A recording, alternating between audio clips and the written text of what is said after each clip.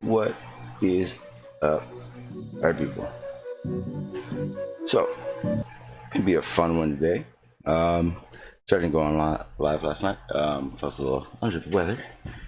Wasn't even up for really going live yesterday, so I just didn't. Sorry. But something amazing happened yesterday, and I don't know if my... Alright. Something happened yesterday that was, how do I say, scary. I don't know what to make of it. Kind of upset it even happened. Guys know that guy Aaron from Jose's? Yeah, pretty cool dude. I don't like saying that, but the reality is, I had about a 2-hour conversation with him last night, and yeah, he's all right. He's a pretty cool dude. But as long as I don't talk flat Earth with him, we'll be all right. Second flat Earth comes up, I'm gonna feel like I have to kill a dude. Let me see this. All right, never mind. So yeah, it's weird. Let me see. The Aaron that got stuck in it. The Aaron that got stuck in Jose's meetup. That's the Aaron I'm talking about. Yeah, but I'm going to get the link out there, guys. Like I said, nothing really planned. I mean, obviously the topic in the description, let's talk conspiracies versus reality. I think we do that every day. It doesn't need to be one specific topic, but it's be what we talk about. So anything you guys got? Any ideas you guys want to talk about? Let's throw it out there in the chat. Come on in the hangout and figure it out. But ultimately, I know we were talking about what's up, John Watson?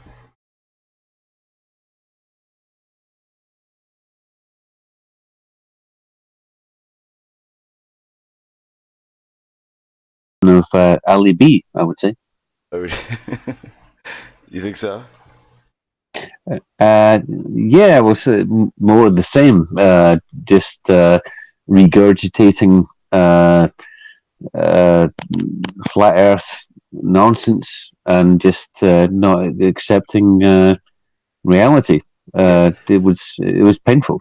What I consider him, he's not a flat earther. He's definitely what I call a flat Earth apologetic. Meaning, I don't even think he really has evidence for a flat Earth or believes it. I just think he wants to be on that side of the argument.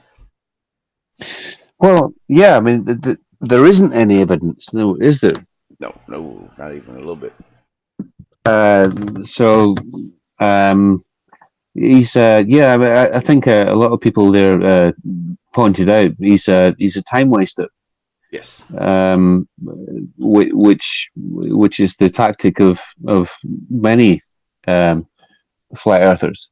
They ask the same questions again and again and again, and many very intelligent, patient people will answer the questions, and it doesn't make any difference. Yeah, It's dull. Yeah, it's frustrating because especially now that I'm trying to help others, when you find those type of people, because then you kind of go, why am I doing this? And then someone else jumps in and they want to have that conversation. You realize that it is really just a time waster, but at the same time, it does at least show who's doing the time wasting. Yeah, We gotta just like someone like myself, someone like Jose, we just need to stop it. Because we're the ones who, especially me and Jose should be able to tell that shit. Allowing it is the problem. Yeah, it's a difficult thing. I mean, I think there is a lot of mileage in engaging these people in conversation to expose just how stupid and vacuous they are, so that everyone. I wouldn't say on the stupid end of it, because we got to remember this: there's only a select few who are doing this as assholes, as I call it. The Rileys, the Nathans, the ones that know I think they know for a fact it's a globe, but they love this game. But there's people that listen to them. There's people that don't know very much about the shape of the Earth or how things work, and I think they kind of subconsciously learn from that, and that's why a lot of these people are running with that type of argument. They just see that that's how it's done. So I'm not sure if Aaron is doing it 100% on purpose, or he just sees that's how an argument would work if he was a flat earther. Yeah, I see what you're saying. I mean, there are professionals, if I could use that word. Yeah, right. Like Fuka Words and Anthony Riley, etc. And there are sort of hangers on that just don't know any better. But yeah, I think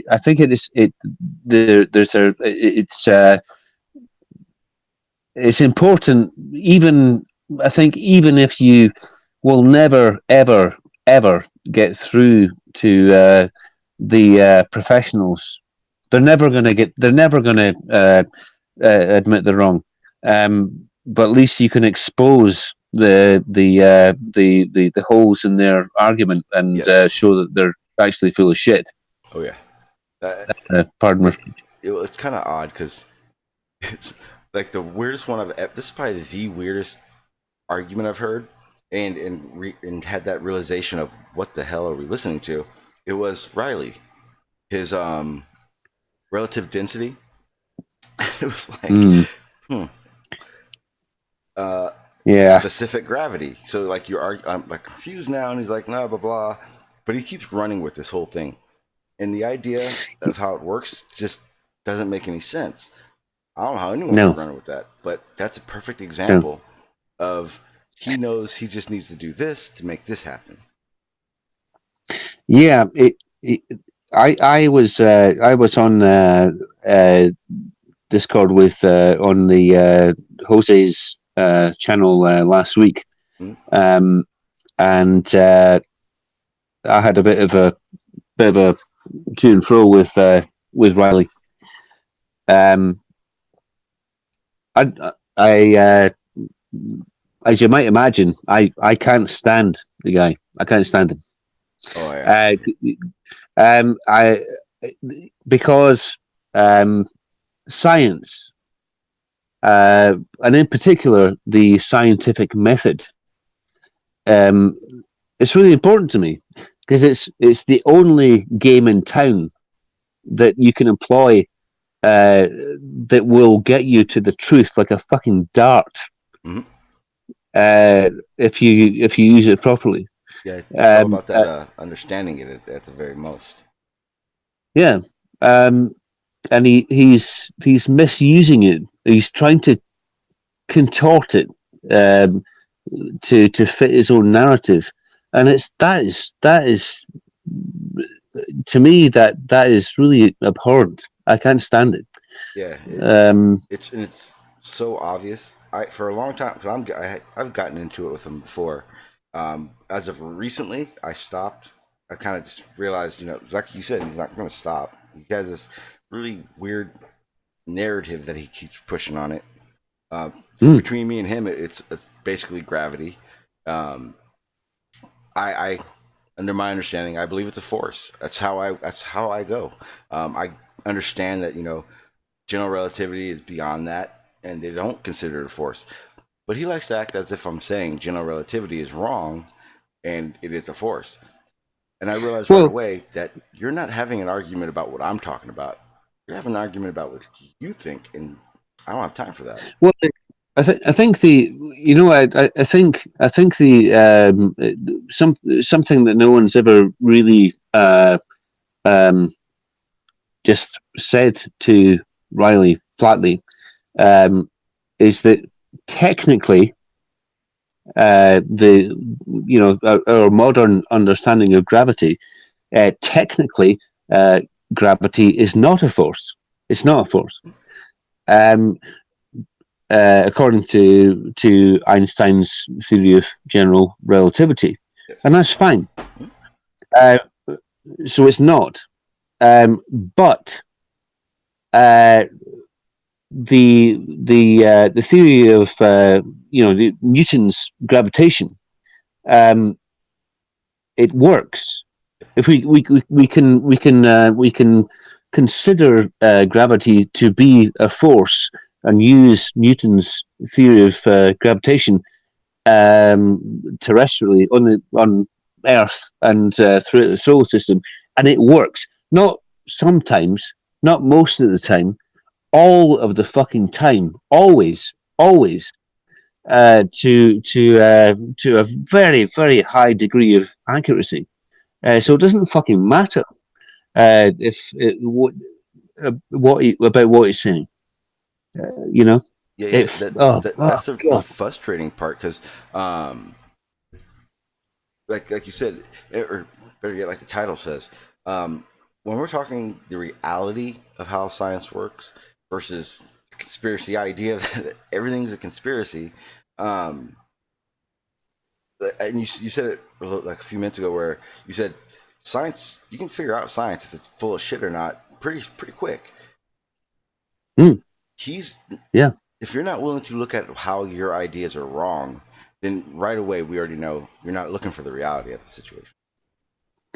Yeah, well, that's the I'm a big fan of Richard Feynman, Mm-hmm. as Yes, lots he's of people my. are, Oh yeah, big time. and to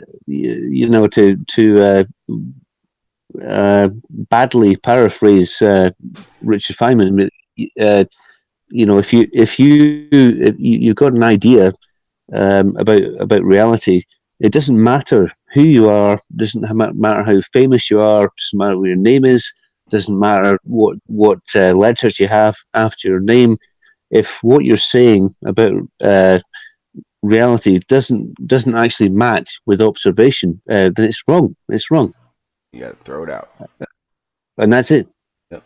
And it's very disingenuous to all the quote unquote giants that got us to where we are, and the idea that it's just something you can just make up and throw out any ideas you want is insane to me.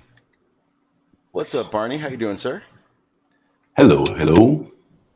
Sorry about the stream yesterday. I didn't feel very well, and then at the end of the day, I felt fine, but everyone else was live, so I couldn't. Nah, I just wish that you would reply to me asking when I see you online so that I know whether to wait for you or not. Because Yeah. you asked me to be there, right? Hey, I got to say, No worries, Barney. won't happen again. I got to say, Barney. I saw you earlier, and you made me laugh quite a lot. It was pretty cool. Talking to Aaron. Yeah. Yeah, that Yeah. was hilarious. That was Did you excellent. talk to him this morning? Yesterday on Jose's. Oh, okay. Or Yeah. I said, Yeah. What's your name? What's your name? What's your name? Yeah, you might say that's your name, but according to GPS, but what's your name? I was just asking him questions. Yeah. So, oh man, and yeah. So I know Blue had an issue, not an issue, but got frustrated by Aaron.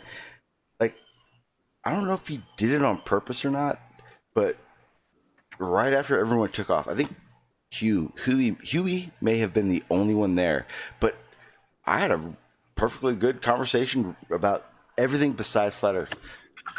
I had to admit, I actually like Aaron. Aaron's pretty damn cool. If we're not talking flat Earth. Oh, come on. I'm serious.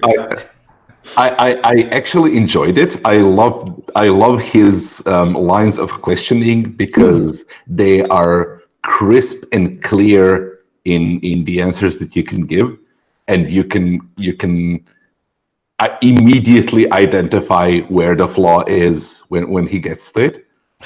Yeah. I don't know why people were so belligerent about it. Just let him go through the script and answer correctly, answer honestly, and everything will be fine. He's like Yeah, but he learning apologetic. he is another time waster. When you that's the whole reason why you you asked to make his name loads and loads of times, because he's it's just this worn out flat Earth nonsense where they ask the same questions again and again when they've been, people have patiently told them the answer. Well, the first time we went through the script with Aaron, that wasn't bad. I know. This was the first time for me. Okay, but the fifth time I went through the script with Aaron, I was starting to get a little aggravated. And now we're up to 10 trips through the same set of fucking questions. I'm sorry. I'm just tired of it. I'm over it. Yeah.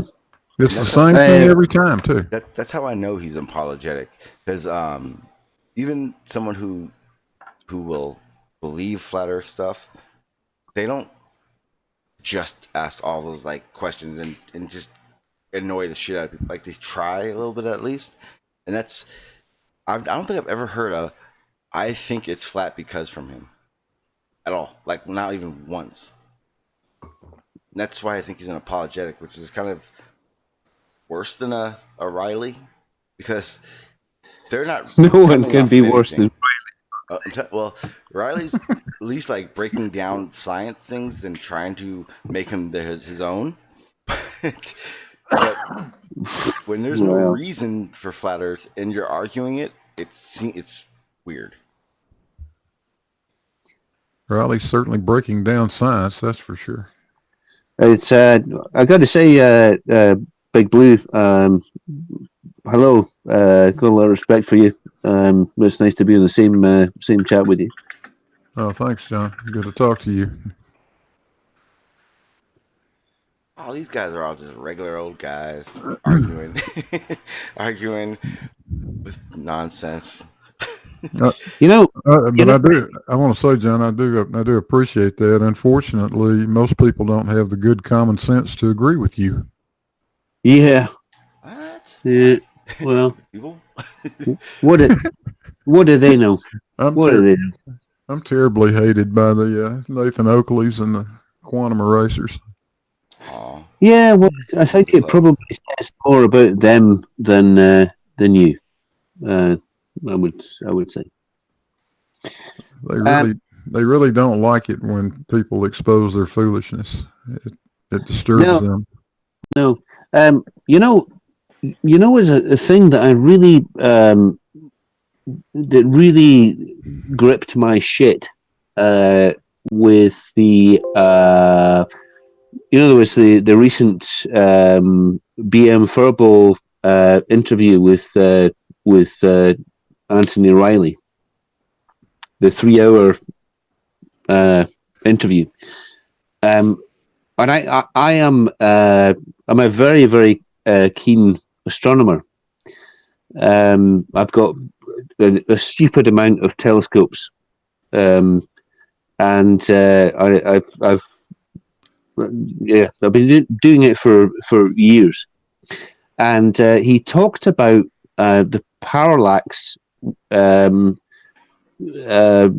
with the stars Sirius and Betelgeuse, and tried to say that there was some kind of anomaly that did not fit with reality. And I followed it, and I listened to it again and again, and I couldn't understand what the fuck he was talking about. He thought he had some kind of smoking gun of proof. Did you guys watch that or listen to that? Any clearer than I am? I only listened to parts of it, John. I don't know, Barney. Maybe you heard it. I haven't heard it, but I think I can guess what the issue was. Well, for Sirius, you can't get parallax.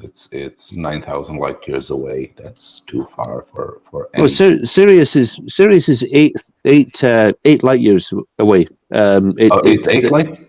8. Yeah, sorry. I read the comma wrong. You can. I see what you mean. Yeah. You can get even with that amateur telescopes. 600. I was confused by the decimal dot. Basically, Sirius is about 8-ish light years away. Betelgeuse is just roughly 500 light years away. Yeah. And the reason why we know that those stars are that distance away is from the parallax. And I just don't understand what Anthony's saying. He thinks he's. I've heard the similar argument about Polaris, that our estimates of its distance are varying wildly by hundreds of light years, and therefore they cannot be correct because they're not accurate. And that's just a misunderstanding of what error bars are and what certainty is. Okay. If you take one measurement and then take another measurement by a different method, and you are talking about such precise measurements, your error bars can be quite wide and you can get to different measurements. Right? Those aren't violations of reality, because the estimated distance is not purported to be a real distance, it's purported to be an approximate distance. I'm going to have to sign back in.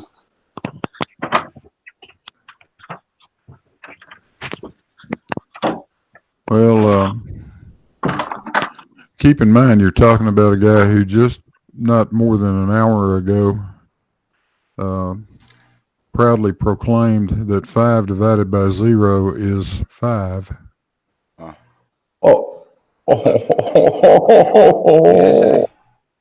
Did you just say He what I think broke you said? reality. Yeah, he was on Randy's channel talking about his relative density disequilibrium nonsense.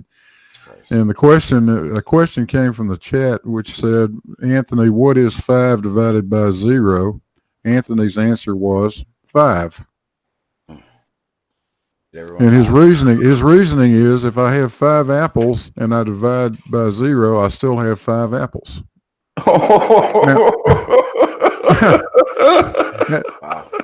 At that point, I am totally lost as to where to go next. There is no follow-up question that I know that I could ask that would make that any better. Okay. To the best of my use of charitability, there is a way in which 5 divided by 0 is 5. Yeah, like when you're 2. No. So no. Seriously, in mathematics, you cannot calculate division by 0, but you can calculate its limit. The reason why we say that the result is undefined, because depending on which direction you're approaching the limit, you can get any value. That's right. Literally any value. Yeah, so if you want to play in math. that sense, there is a direction, there is a formula for calculating the division by 0, which will tell you that the limit is 5. But there is a formula which will tell you that it's any number between minus infinity to plus infinity. Yeah. That doesn't sound like normal applicable math. It's like some. Oh, it is. Well, when would I use it? You wouldn't. Yeah, see? Well, not applicable by you does not mean that it's not applicable. By society in general. So that fact that you can get any number from division by 0 is a statement of why we don't accept the answer that division by 0 is plus minus infinity. The result is literally, it is undefined. It is any number. We literally say division by 0 is undefined. This sounds more confusing than anything. It is the most correct way of stating it. Yeah, it's undefined because it could be defined as anything, as you said. Okay, maybe the better thing to say is, could Riley possibly in his life understand why he said that? No. Okay. No, not a chance. I would not expect him to know. Like I'm guessing he's sitting at his table right now with an equation of 0 divided by 5 going, I know it's 5. Why is everyone laughing at me? Convinced of it. There's no way to know. That little exchange is definitely going to make the highlight reel. No doubt about it. I think someone needs to have like a 5-year-old explain to Riley what the answer is and how to get to that answer. That would be awesome. You can't, like at a 5-year-old, well, at an elementary school level, the best you can get is that it's plus or minus infinity. No, I'm talking about the actual, real idea of what's 0 divided by 5. 0. No, not 0 divided by 5. 5 divided by 0. Whatever, the same thing. But he's still sitting there trying to. No, it's not. Just come on. Why do you always do this, Barney? Because you are being imprecise. You're talking about a different type of math, and I don't do that math. Look, gravity is not a force. Deal with it. Wow. Really? Really? Well, show me how you launch a rocket with general relativity. Go. Same way as everybody else. Let me see the equation. I produce thrust that counteracts the effect of gravity. No. I want to see an equation. I like to fuse and run is how I do it. That's a good one too. You buy a bunch. Hey, it works for bottle rockets, buddy. It's an acceleration, damn it. Tell me gravity is not an acceleration. The damn I can force. measure that. I can measure that. I can measure a force too. Mm-hmm. Can you measure space-time, Barney? Can I measure space-time? Yes. No, show me. On the surface of Earth. Give me two very accurate clocks and a satellite. Whoa. It sounds like you need a lot of this conspiracy stuff I've been hearing about to prove your point. A really long airplane flight will work too. I'm just going to stick with the force. And all that stuff I would need, general relativity, doesn't exist to me right now. Well, there's nothing wrong with it. Anthony, they're just being a pain in the ass when it comes to that argument. It is not an argument. Well, the problem he has is, and I don't know why a lot of flat earthers don't realize it, is for him to argue me that gravity isn't a force, he has to use gravity as Einstein says it is, which means he's arguing for gravity still. He would have to give me an alternative to gravity to have an argument about how gravity isn't even a force.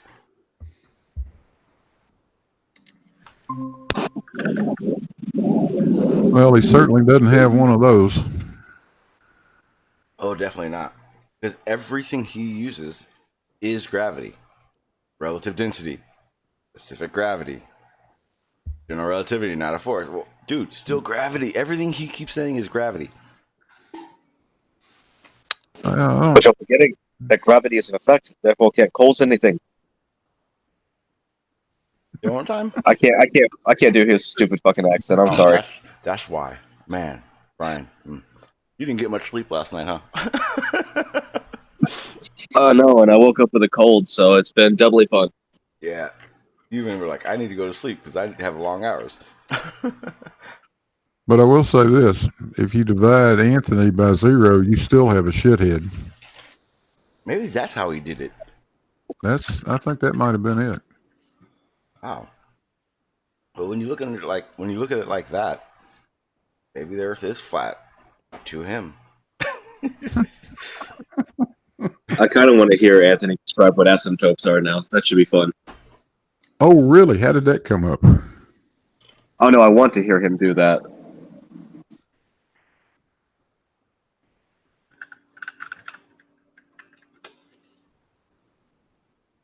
Yeah, I can only imagine how badly he could mangle that one. Is he still on Ranties right now?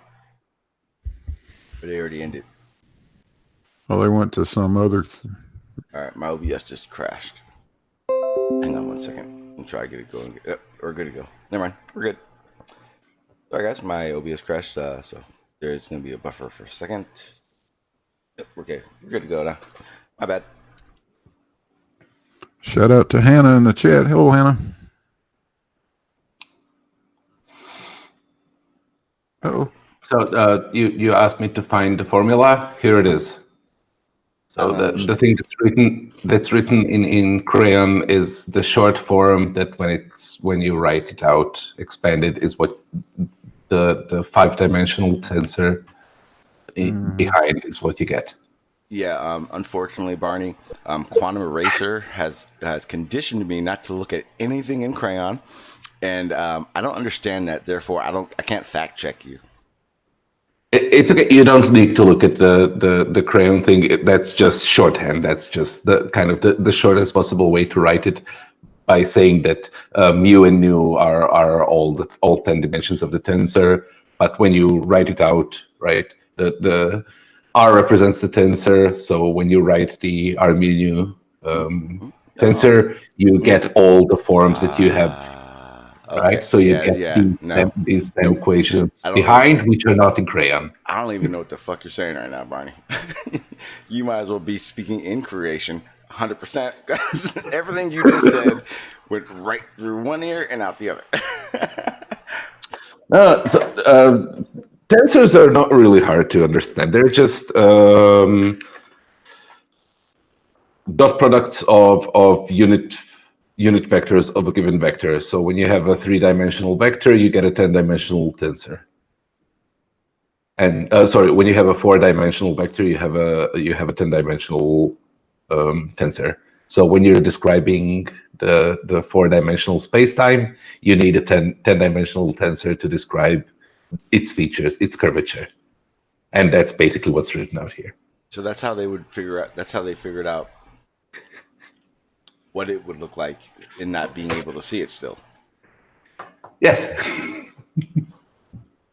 Or as the majority of flat earthers would say, mathematics isn't reality. You're describing to me gobbledygook. Well, that's like, it's confusing yet understandable. It's weird. No, it's perfectly descriptive. It's just a matter of they don't want to listen to it because it's complex. It's very complex. Like, for instance, And the reason why you need a 10-dimensional vector to describe 4-dimensional time is you're comparing each dimension with each other dimension. So 1 with 1, 1 with 2, 1 with 3, 1 with 4, right? 2 with 1, 2 with 3, yeah. It actually ends up being 16. You don't need to compare them twice. If you have compared 1 with 2, you have already compared it. You don't need to compare 2 to 1, right? Right. Oh, okay. So you get 4 plus 3 plus 2 plus 1, which is 10. And that's why the tensor is 10-dimensional. Yeah, there's actually 16 altogether, but 6 of them are duplicates. So yeah, precisely. If you're using the equations for general relativity to launch rockets, it's far more complex. You don't. You're wasting a shitload of your time. You really don't. Yeah. But this is what you would use. You would have to do what you were just describing to do so. If you're breaking it down. If you were launching a rocket from such a strong gravitational field that the differences between this equation and Einstein's equation were significant, you wouldn't really be able to launch that rocket. So no, you don't use this to launch rockets ever. Hey, Sean, John's in the chat, wants a link. Oh, right. There you go. Oh, there he is. And my point was just made. Montreal in the chat saying, 10-dimensional vector. How can you say that with a straight face? Oh, it's not a 10-dimensional vector. It's a 10-dimensional tensor. The vector is 4-dimensional. Right. Yeah. 3 dimensions of space plus 1 dimension of time. But I didn't say it with a straight face. I was laughing my ass off because I know you guys don't understand it. I don't understand.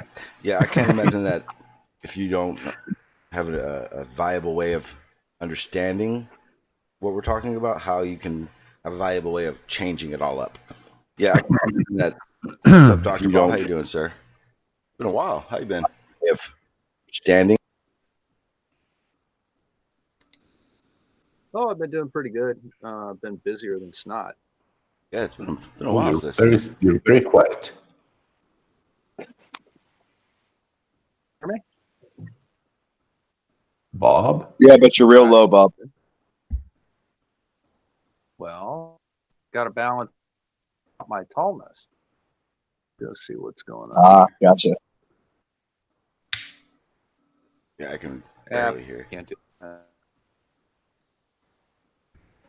Can you get into the same room with the microphone?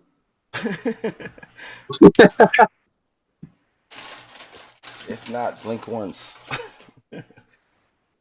Oh, he dropped. He'll come back. Yeah, I think he's gonna try to come back in. And... How you doing, Chris? What's up? I know you got something against what we said. I haven't been listening, to be honest. I'm not sure. Okay. Awesome. Hey, that's an honest question. That's an honest answer. I was just telling Sean that gravity is not a force. Stop saying that. Why do you keep saying that? While you're all talking shit, can you guys hear me? Okay. Yeah, we can hear you. I'm just preempting that instance in the last 5 streams that I was in with you, where you would say gravity is a force and then disconnect. I Guys, figured out how to aggravate you. Can you give me a sound check? Can you hear me okay? Yeah, we can hear you. Yeah, you're good. Yeah, okay.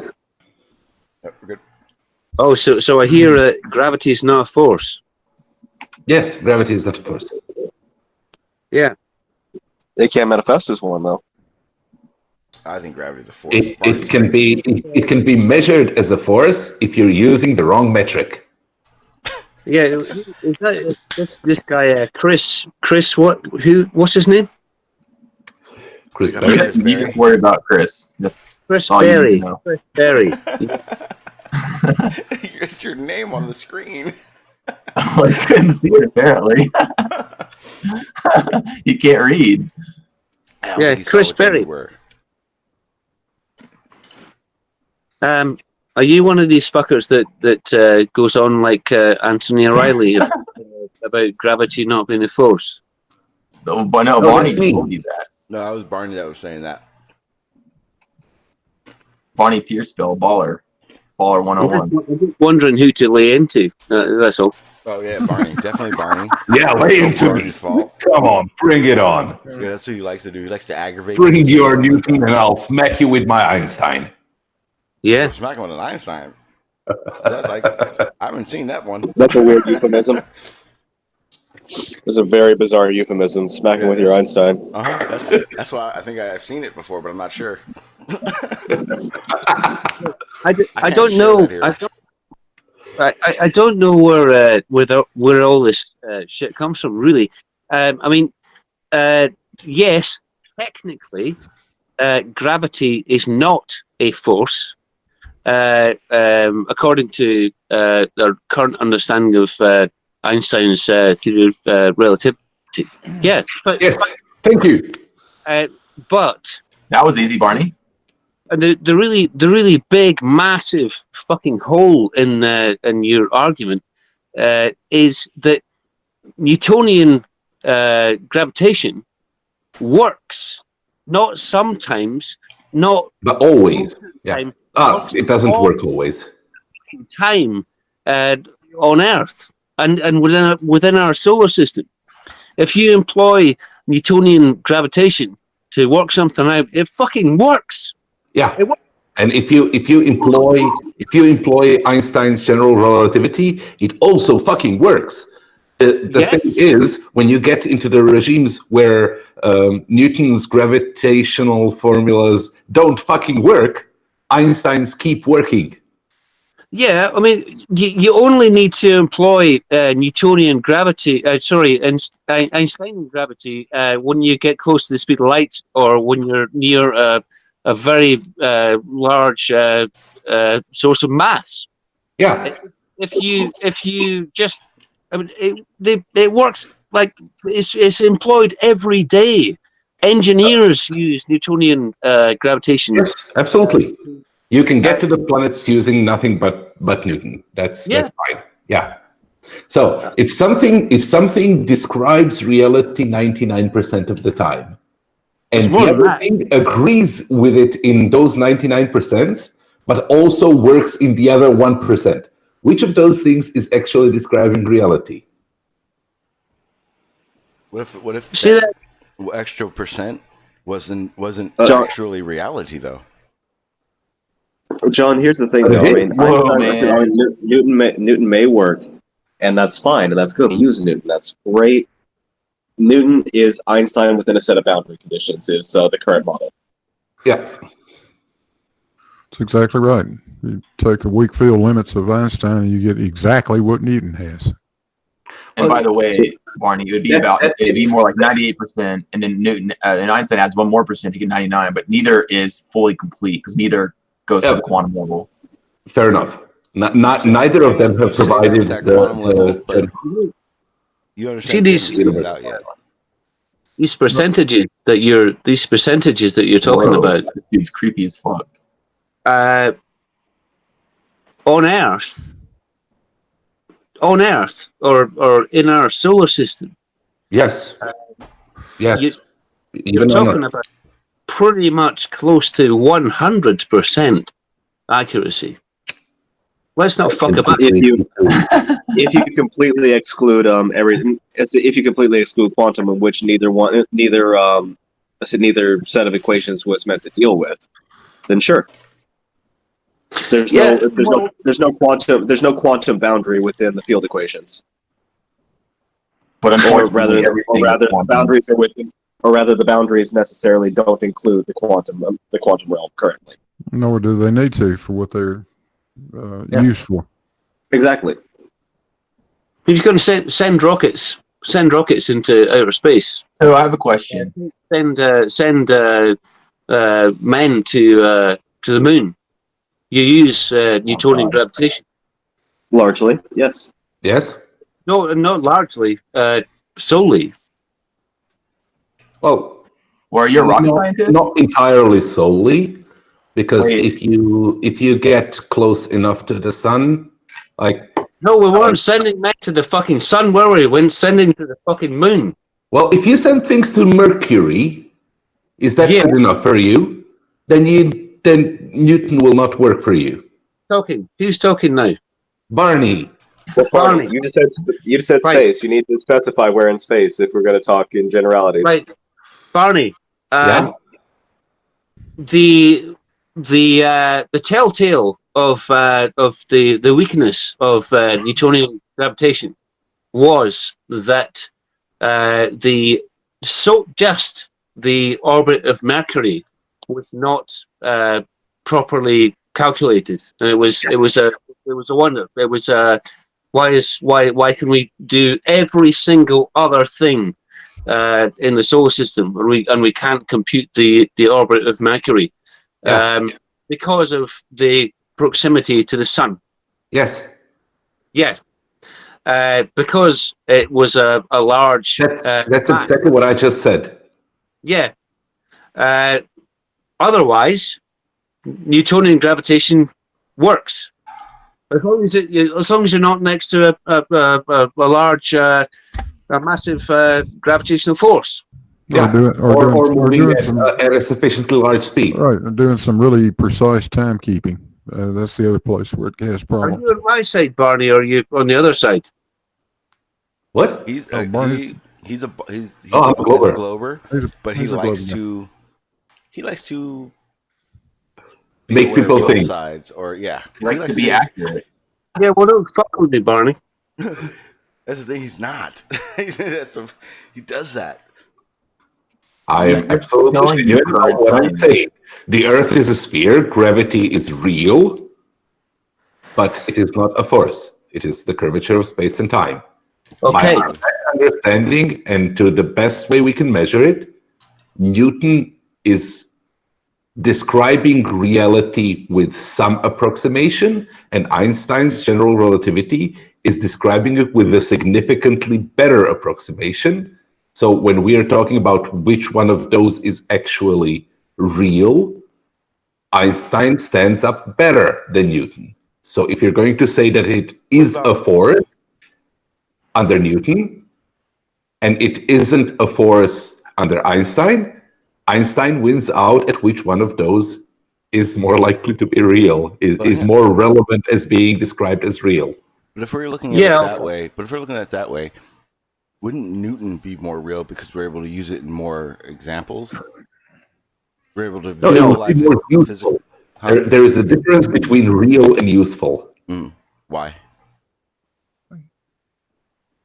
What do you mean, why? I mean, so if it's more useful, Sean. No, okay, think of it this way. Most civilians, most non-scientists, one thing you can use there is negative numbers. I was at least 10 seconds in. Are you serious? Go ahead, Chris. Wow. Okay. Hey, I said go ahead. I'm sorry. I stepped on you. Go ahead, dickhead. Well, why would you? I'm 10 seconds into my sentence. You step on me. What the fuck? Chris. Yeah, and I couldn't hear you, you fuckhead. Go. Yeah, just Chris. Go. All right. So, Sean, think of it this way: 99% of all civilians, like non-scientists, normal public, are going to use Newton. Okay. the scientists, the rocket scientists, the physicists, or whoever, they're going to use No. They can use Newton, but they're also going to be the ones that use Einstein when they need to use Einstein. When they need to use Einstein, it's the operative statement there. Yeah. So, Sean, what you are describing in philosophy of science is called instrumentalism. It is the statement that science does not describe reality. The only reason why we use it is because it's useful. Now, if you're saying that because it is useful, it is more true, then you're mixing up instrumentalism with epistemology, which is a huge error. Because it might be more useful for me to consider that you don't exist. Does that make you not exist? Okay, I see. But what would, so it doesn't have to be what, it's not a race of what can be used more with it. It's more of a, in the end, what explains more, period. Yes, Einstein explains more. Yeah, that's great. Okay, so yeah, But they- so everything Yeah. we do apply Newton to more things, but if Einstein's gravity explains what Newton says as well in a different way, and then one step further, that's the reality of it. Well, Yes, it is. I mean, Yes, it is. yeah, I mean, and there's a lot of But- differences, right? Yeah, the problem that one of the big problems that we have, or rather something that really pisses me off, is people like specifically Anthony Riley saying that gravity is not a force because Einstein says blah blah blah. And Barney just told you that. Yeah, technically, gravity What's is the problem? not a force. It's not a force. Yes. But we can adequately explain gravity just continuing to use Newtonian gravitation, and it works all the fucking time. And there's no problem No, in it doing doesn't work all the time. It doesn't work all the time. Barney, explain that to you. Okay, Are you hang on, listening? hang on. Okay, Chris, Chris, what do you, where, Chris, this is for Chris, where does it not work? What in the way that Barney explained? Okay, what is it? Also, what scale is John talking about? Well, I'm talking hang about. on. I want Chris. This is on Chris. I don't want no one to deflect from it. Hey, hang on, John. Chris, where doesn't it work? I don't know where it doesn't work. Okay, I'm not the one How are using you it. arguing against gravity if you don't know gravity? I'm not arguing against gravity. Is I'm gravity arguing real? for Einstein over Newton. He's arguing for Barney. I'm arguing for Barney. No, what he did is he's trying to use Barney as his argument. The biggest difference that I can perceive myself as someone who doesn't use any of this shit is that in Newtonian physics, even Newton thought so Newton thought it was a force because he thought you have to have a force to have motion or movement. No, it didn't. Einstein came, You do have to have force. Well, not for movement, but for the change of movement. You need to have a force for the change of movement. okay, but we know that's not true because of the way that Einstein perceives gravity. Yeah, that's kind of the part where Einstein becomes mind bending. What Einstein figured out is that things falling down is not a change of movement. There is no You're saying it's acceleration. a change in reference frame. No, there is no change in things falling down. They are moving at the straightest possible inertial path.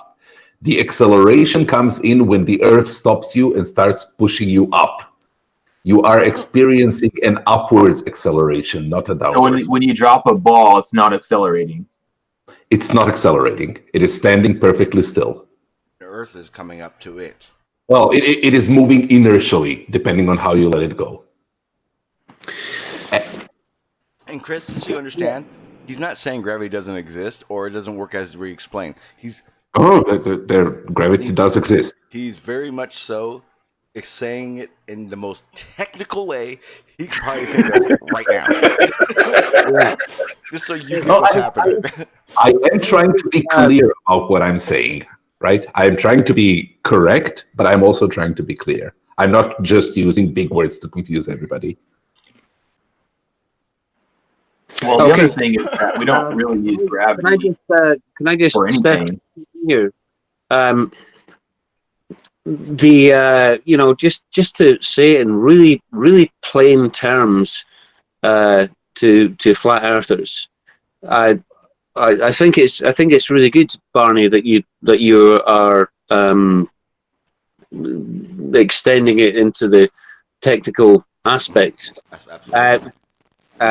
But I think just the plain explanation of it is that Newtonian gravitation works on Earth. It works. Why Newtonian gravitation? It works. Let me put it this way. Riley, when he says that by Einstein, we know that gravity doesn't exist as a force, he is technically correct in the words that he is using. However, what the mistake that he's doing is that he doesn't understand what those words mean, and he is using them to draw inferences by implementing that statement on three-dimensional space and one-dimensional time as separate Cartesian objects. And Barney, that doesn't work. That is the wrong metric to do it in. Yeah, but Barney, it's worse than that. If you're using Cartesian metric and using separate space and time, then you get Newtonian physics and gravity is a force. But I don't think it's a mistake. I think he's doing it on purpose. Yeah, that's Barney. That I mean, you're obviously a very learned man. What Anthony is doing is trying to weasel out of gravity being in existence at all. I know. By trying to disqualify it by playing and Einstein against each other. Oh no, we're perfectly aware of that, John. It's his idea that that he can. It's his idea that what he can do is if he takes away anything that you can use for the globe model, then we just have to go by appearances. In which case, you can say the Earth looks flat to me. Therefore, all of your other evidence being invalid means you have to default to my position. Gravity is kind of the linchpin for these guys when you stop and think about it, because if they ever have to get to the point where they admit gravity is real, then there is a good reason why the atmosphere stays here on the Earth. There's a good reason why there's space out there and all the rest of those things. The dome kind of goes away, doesn't it? Well, no, right. not really at all. No, it doesn't. That's the part of this argument that I find kind of the silliest, is that if they accept Newtonian gravity entirely, it still doesn't tell you anything about the shape of the Earth. Well, it kind of does, because things coalesce into a sphere if there's a gravitational force towards the center of mass. Where? Okay, can you demonstrate that? No, yeah, Schrodinger, I was wrong. No, you're right. I was wrong. Wait, can you demonstrate that? Who said that? All you have to have is gravity. Okay, that's the demonstration. Demonstrate that, then. You can't demonstrate it. You can't prove it. You can't show it. You can't do anything with that statement except make that statement. Chris Berry, is that? It is the least. It's the shape that has the least electrical energy potential. Yeah. So, and you can calculate at which size, at which masses things would be at which level of sphericity, and then look out into the universe at the asteroids and the moon and the planets and see. This is all presuming you know. All right, go ahead. Go ahead. This is all presuming that you know what. This is all presuming we know how planets formed in the first place. We don't. You don't even know how they formed. Chris Berry. However they formed. Jesus Christ waved the Would magic have had to have formed with let gravity. there be planets, and and let planets be squared. If gravity is working as it is described, planets above certain size would become spherical. And when we look at the things that exist in the universe, we see that things at that specific size are at that specific level of sphericity. But that, yeah, but Correct. that doesn't prove anything. It doesn't prove gravity. It doesn't prove gravity form things into balls, because you can't. No one can prove that. You can't demonstrate it one bit. Oh, it does, because it shows that everything is in accordance with that hypothesis. And Chris, Right. it's not a failure of gravity to say that because humans currently do not have the technology to go into space at a Lagrange point and assemble a mass great enough to form a sphere, that it's invalid. That's a bullshit metric to go by. Yeah, but part of your argument, Well, it's your part of your argument is based on the meta-narrative of metaphysics that you have to imagine. Can you use words you understand instead of talking whatever you're doing? All right. Oh, meta-narrative of metaphysics. Okay, go ahead. Okay. If you want to argue that position from the overarching story, that's the meta-narrative, the overarching story of metaphysics, that is that which is not physical but exists in our imagination, because we have to think about how spheres could form, we will find out that all it's amazing. We were right. The way that we thought that it actually was is actually right if we can get out. Yeah, that's pretty much it. And see, yeah, but listen, And you need to, what you have just described is the speculation and formation of hypothesis part right, of science. but you have to understand. Now, science doesn't stop. Science doesn't stop there.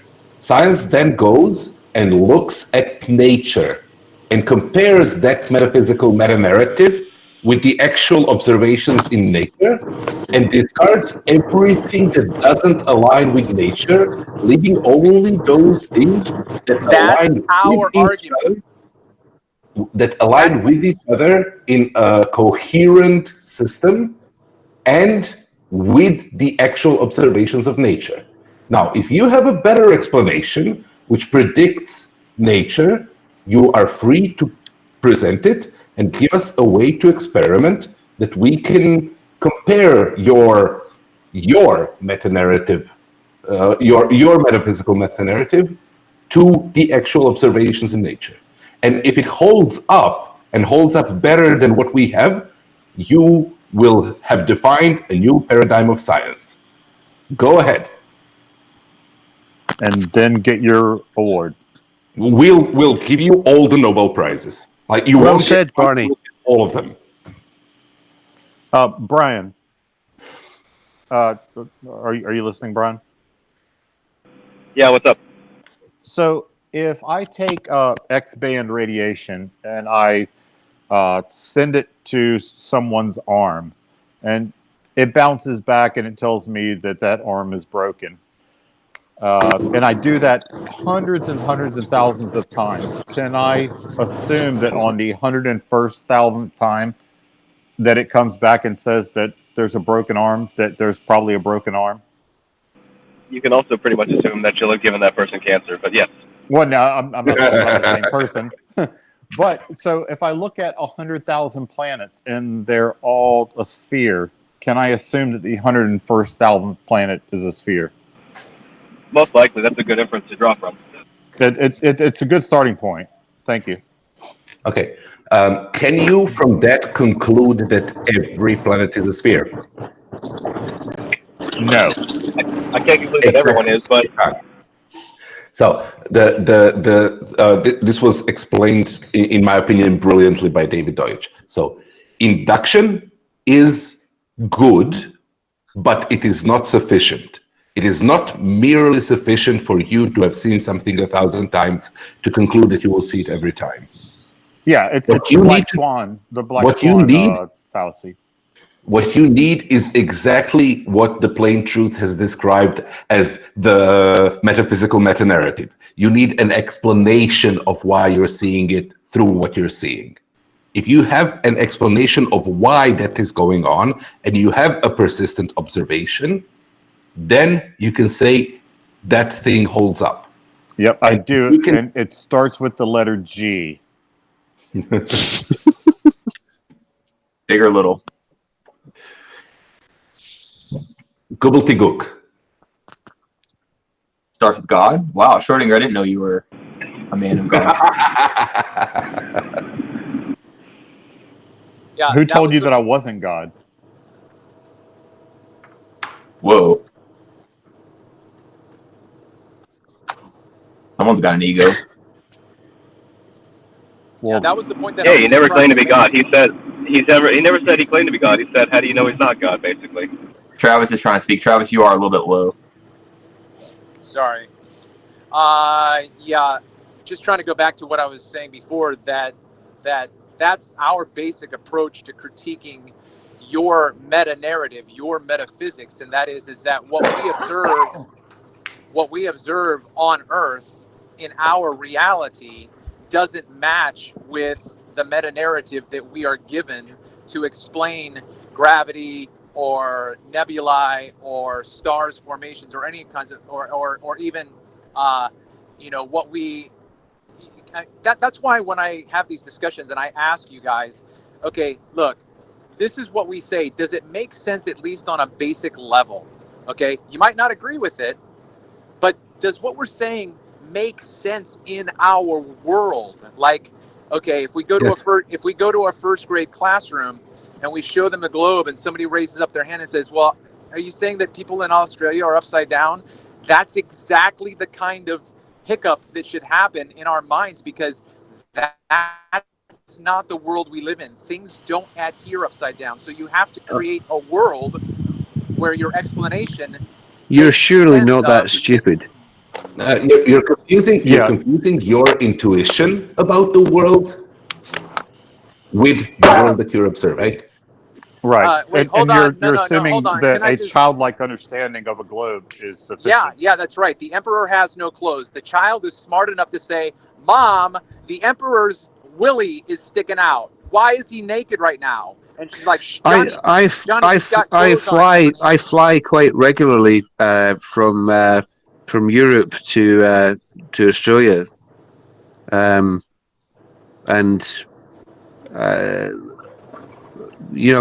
I like you fly Earthers, that you got to see it with your own eyes.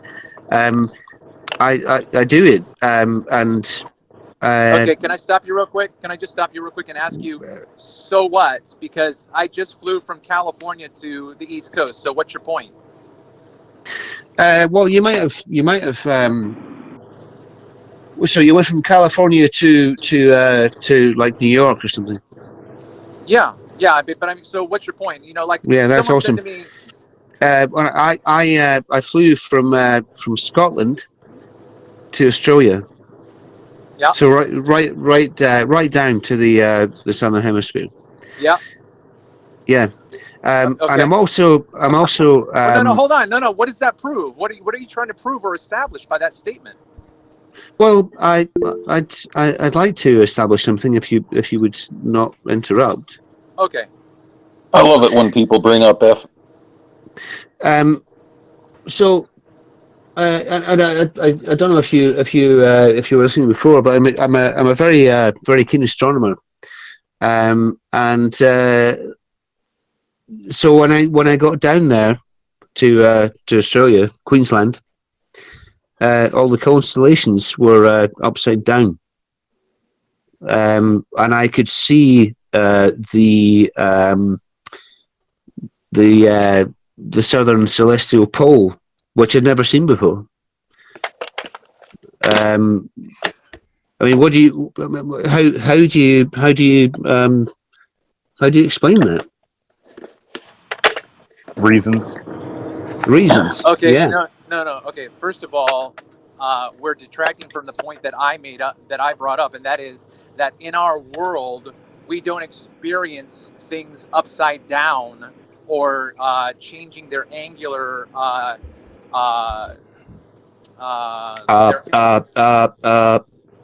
I don't understand really why you have to John, lower hang on. yourself. Let him finish. Can you not lower yourself to a sixth grader? What I'm trying to say is that we don't exist on angles. Like we know when we are at when we're not level. We know that when we are hanging upside down, that we feel that pressure, we feel that change in angle, right? So we know, right? We know that we don't exist in that world. So when a child then says, "How can someone be 90? How can someone be 90 degrees on a ball? Or how can someone be underneath the ball? Or how can water?" That's because down at every individual point is towards the center of mass. That's your meta narrative. That is the story you had to come up with to counter the logic. Your story is that it's flat. Okay, plain truth. Right. It makes way more sense to say it's flat. You don't have to explain away how you can have someone on the underside of a ball. No, nobody cares what makes more sense. It's what's more true. We care. We care what makes more sense. Okay, well then you would have to, you would also have to explain. Well, we have because necessarily your model has contradictions to be flat. You can explain absolutely nothing on that flat model. Nothing. That's false. You have no explanation for anything. That's not true. And first of all, it's not true at all. Hang on, who brought up aircraft first? Hang on, everyone's going at once. Hang on 1 second. So then explain to me, Chris or the plain truth, what works on if you're trying to build a model set, so to speak. What are you observing that does work? Okay, I don't live in a world where I'm required to build a model, so I don't do that. Okay, right? So what would you say works with your observation? So you don't care about explanatory power. That's great. Hang on. What would you say? That's a. What? No, I was just going to say whatever that person just said. That's not my claim. I didn't make that claim. I didn't make that statement. So you can't throw that straw man at me. Plain truth. Can I ask you a question? Sure. It's really simple. You might have heard this before. If you're on the highway and you're traveling at 50 miles an hour when you've got your eyes closed, what are your senses telling you about your velocity? Well, right now I'm traveling at 60 miles an hour. I can feel the road beneath my wheels. I'm not talking about vibration. I'm not. I'm sorry. Yeah, carry on. Sorry. Yeah, so I'm at a constant 60, right? So my cruise control, my inertia is not changing. Yeah. Okay. Okay. What's your point? Yeah, but I mean, can you feel your velocity? Wait a minute. Wait. I'm on a curve. I'm on a curve right now, and I can feel the centrifugal force. And now I'm straightening out. Okay, now I'm good. Now carry on. Okay. Yeah, that's great. I don't think you understand that you just proved a glow point. That is a fictitious force. You do know that, right? No, that's not the fictitious force. Yes, No. That's your narrative that has to debunk what we know is real, so that you can have your ball. Plain truth, we can demonstrate that. That is, the centrifugal force is a fictitious force. We can prove it. We can measure it. No, centripetal force is the fictional force. You got that? Thank you for that. I needed. Thank you.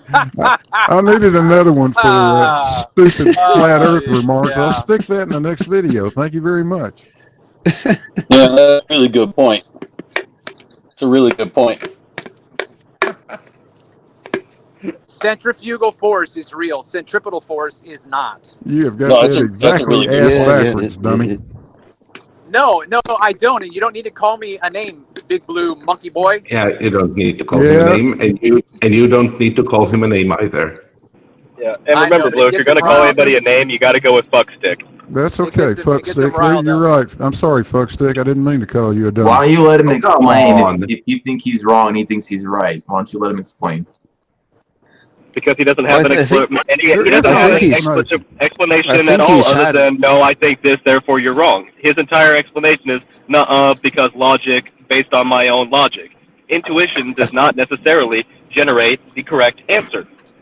I think he's had plenty of time to state his point. The plain truth. He really hasn't. I just asked to let him speak, and then 5 of you retard ballers spoke up for him.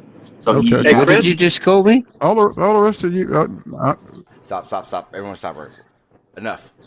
I don't want to hear the personal attacks anymore.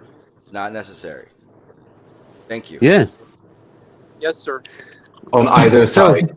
the plain Yeah, I'm truth. talking about everybody. Yeah, I don't care who. Everybody. Hey, you can. So the plain truth. This is John here. Yeah, this is What Travis. I You was can call getting at. me- You can call me What I Travis. was getting at was how able do you feel you are with your own human senses to detect a constant velocity, Yeah. like when you're traveling in a car? Sure. No, I get it. I'm a truck driver. I drive all the time. Okay. Yeah. So right. So when. So what do you feel when you're at constant velocity? He's trying to answer. Yeah. Thank you, Chris. I've already given part of the answer, and that is I can feel obviously the surface of the road underneath my wheels, right? Mm-hmm. Yes. So if you want to create a scenario for me where I'm on a high-speed train going in a straight line for hundreds and hundreds of miles at 60 miles an hour, and it's a completely smooth ride. That's not the world we live in, right? That's not the world that we're describing. That is a sphere and that is spinning, and that is not the same scenario as driving or riding in a train. It's not the same. It's not remotely. And how is it different? Because I'm in a straight line and the Earth is spinning. That's not the same. And momentum. orbiting. It's orbiting. So you're constantly accelerating in an elliptical orbit around the sun. No, you're accelerating and decelerating. Constantly accelerating. Quantify that, Chris? Excuse me? Constantly accelerating. Would you like to expand on that?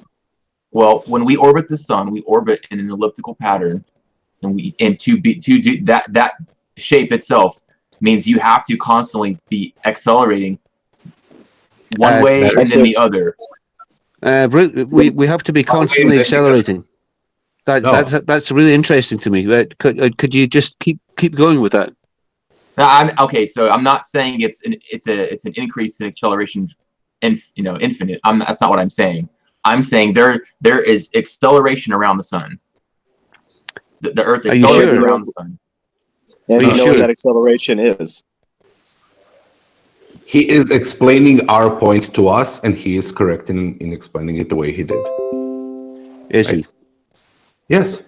Yeah, we do accelerate and decelerate. We do accelerate and decelerate from a from a certain point. We don't accelerate and decelerate. In the way that he's accelerating towards the point, right? Right. But if you are curving, if you are moving in a spiral, there is a constant component of acceleration. It's not a spiral, Barney. It's an ellipse. It is a spiral. Wait a minute, fellas. You guys are using that term wrong. I find it interesting that we have a disagreement among. You don't need a change in speed. You don't need a change in speed to accelerate. It needs to be a change in either the component of speed or direction. Or direction, yes. Yeah, you can have a vector change. But now let's have Nobody is ever saying that we're constantly speeding up. Right. Just to be clear. Let's have a frictionless. I think Chris was. Let's have a frictionless velocity. Nobody knows what we're talking about. If you have a frictionless velocity with no vector change, you're not going to feel it. A constant frictionless velocity. What evidence do you have for that? What evidence do you have for that? I'm asking honestly. The fact that the way that the human body interprets a movement is fluid in the inner ear, and if that inner ear cannot be perturbed, and there's a long paper about this, it's pretty interesting. If that fluid is not perturbed, then you do not feel motion. Okay. Also, may I just add? This is peer reviewed. Brian can probably speak to it better than I can. That's very accurate. Let me ask for clarification, though. Again, all you've done is simply described an idea to me when I asked you for evidence. Show me or demonstrate that to me. I told you there's a peer-reviewed paper about it. Okay. You don't have any tangible empirical demonstration. You only have a paper describing. It's like changing. It's like moving the goalposts from the question about driving along the road and detecting velocity or change in inertia, and now you're just talking about, well, our ears are finely calibrated but not fine enough. That's simply an explanation, again, of your meta narrative. All I'm asking I can give you anecdotal evidence from firsthand anecdotal evidence that I've been walking through the hangar bay of a ship that's doing 20 knots through the ocean, and I, really couldn't feel anything because I'm moving along with the ship. But then I look out the hangar bay door and I see the water rushing by. Was it and turning all in of a a circle? sudden, no, it was not turning. For fuck's sake, can I finish my sentence? I'm walking through the hangar bay. I look out the hangar bay door. I see the water rushing by. All of a sudden, I feel like I'm going to fall down. Yeah, you can't trust your senses. Okay, is that a spinning Earth at 1,000 miles an hour at the equator, and then at variable speeds at other longitudes? Is that a spinning Earth? It is movement and the human body's ability to feel and perceive movement. That's a non-answer. I don't care if you're sorry. I assumed from the beginning that you were sorry. No, that doesn't need to. It doesn't need to divulge into the fact that you're attacking me now with smarmy comments because you can't address my point. It's a false equivalence. No, it's a false equivalence. Yeah, it's a false equivalence. You are bringing up a freighter or a massive battleship on the ocean. Freighter. We don't even use battleships anymore. We haven't used battleships since the 80s. Cruise ship. Wait, hang on, guys. Why doesn't his example count? You're saying because he's brought into the ship to it? Because literally none of the details exhibit the type of details that we were talking about with the Earth. Why? Why do people get seasick or air sick or car sick? Okay. Those are red herrings, and they don't address the point that Chris is trying to bring up again. It's a shame that we don't have actually a doctor on the panel. This conversation is moving along without us resolving things, and that's creating this void. So we were talking about movement at 50 miles an hour on the road and the ways that you detect it. Flat Earth, you said you were a trucker. Don't check. You guys wait. You can just call me Travis. Travis, thank you. I'll actually have to write that down because I'll forget. So you were saying you can feel the jittering because your wheels are being are meshing with the road and throwing you about a bit, right? And I'm just going into a curve right now, right? So I'm going to feel inertia. Here we go. Okay. So what is if you can feel inertia in a curve? Great. How much of a curve does it need to be for you to feel it? That's a great question. I would be very interested in studying that, but I don't know. Okay, so would you say that if it took you 24 hours to make a full circle, your change of angle, your literal angular change of velocity would not be detectable to you? That is that's a thought experiment where you are addressing a concept that dumbs down the scenario that we're addressing. And the fact is that the Earth is rotating at 1,000 miles an hour at the That doesn't matter. So, wait. So yes, those are two different points. Pick which one of those you want to talk about. Do you want to talk about going straight at 50 miles an hour, or do you want to talk about going around the curve and feeling it throw you out? I can do either. We can do both, but it's one at a time. Right. I'm trying to address. Yeah, I'm trying to address the fact that your point, I believe, was if you are rotating one time in 24 hours, that rotation would be so slight that you would not detect it. Is that correct? Yes. Okay. Yeah. Well, how fast are you going? Can you You're detect talking about two different things again. Those are two different things. Can you detect acceleration? Yes, if it's sufficiently strong enough, you can. If it's sufficiently small, you can't. Now, acceleration is not speed. Can you detect speed? No. Right? Well, if I watch something, if I watch something go by me, if I watch something go by me, I can see what whether You or can not see. it's going Can slow. you feel it? Again, this is not the this is a false equivalence. We're not talking about a sphere spinning. It is relevant. It is relevant if you bring up that we are moving at 1,000 miles an hour, and you should be able to feel it.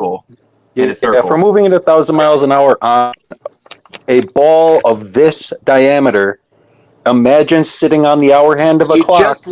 You just used the Imagine, magic excuse word. me, imagine sitting on the hour hand of a clock and moving half as fast as that hour hand is moving. Imagine sitting half as. a world that doesn't. What an asshole. Travis, can you please listen instead of singing nonsense? Half as Listen, I fast was as that just hour hand coming is up with some moving. really good lyrics from an ex-karaoke song.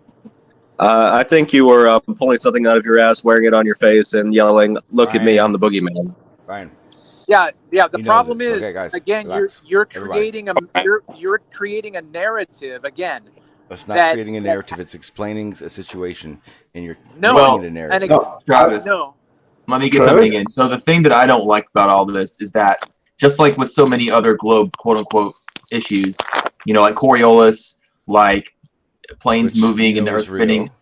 Let me just get to my point. I know, but it's real. Like planes flying above a supposedly rotating Earth, and not being able to detect motion of the spin of the orbit or any of that.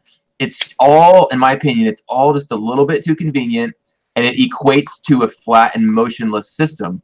So when you say, well, the Earth is spinning and accelerating around the sun, you just can't feel it. Well, we would say, well, that's the flat Earth answer. Like you wouldn't feel it on a stationless Earth either, would you? No, you wouldn't. And you also don't feel it in the exact opposite system. You see, that's what we don't like with flat Earth. Hold on. Chris, you are right. You mean stationary? Wait. Stationary. Chris, you are right. I agree with you completely. Flat Earth is the simpler solution for that problem. If you take that one problem into account, I would agree with you that the safe conclusion is that the Earth is flat. Right? But then you're left to face all of the other scenarios. Yep.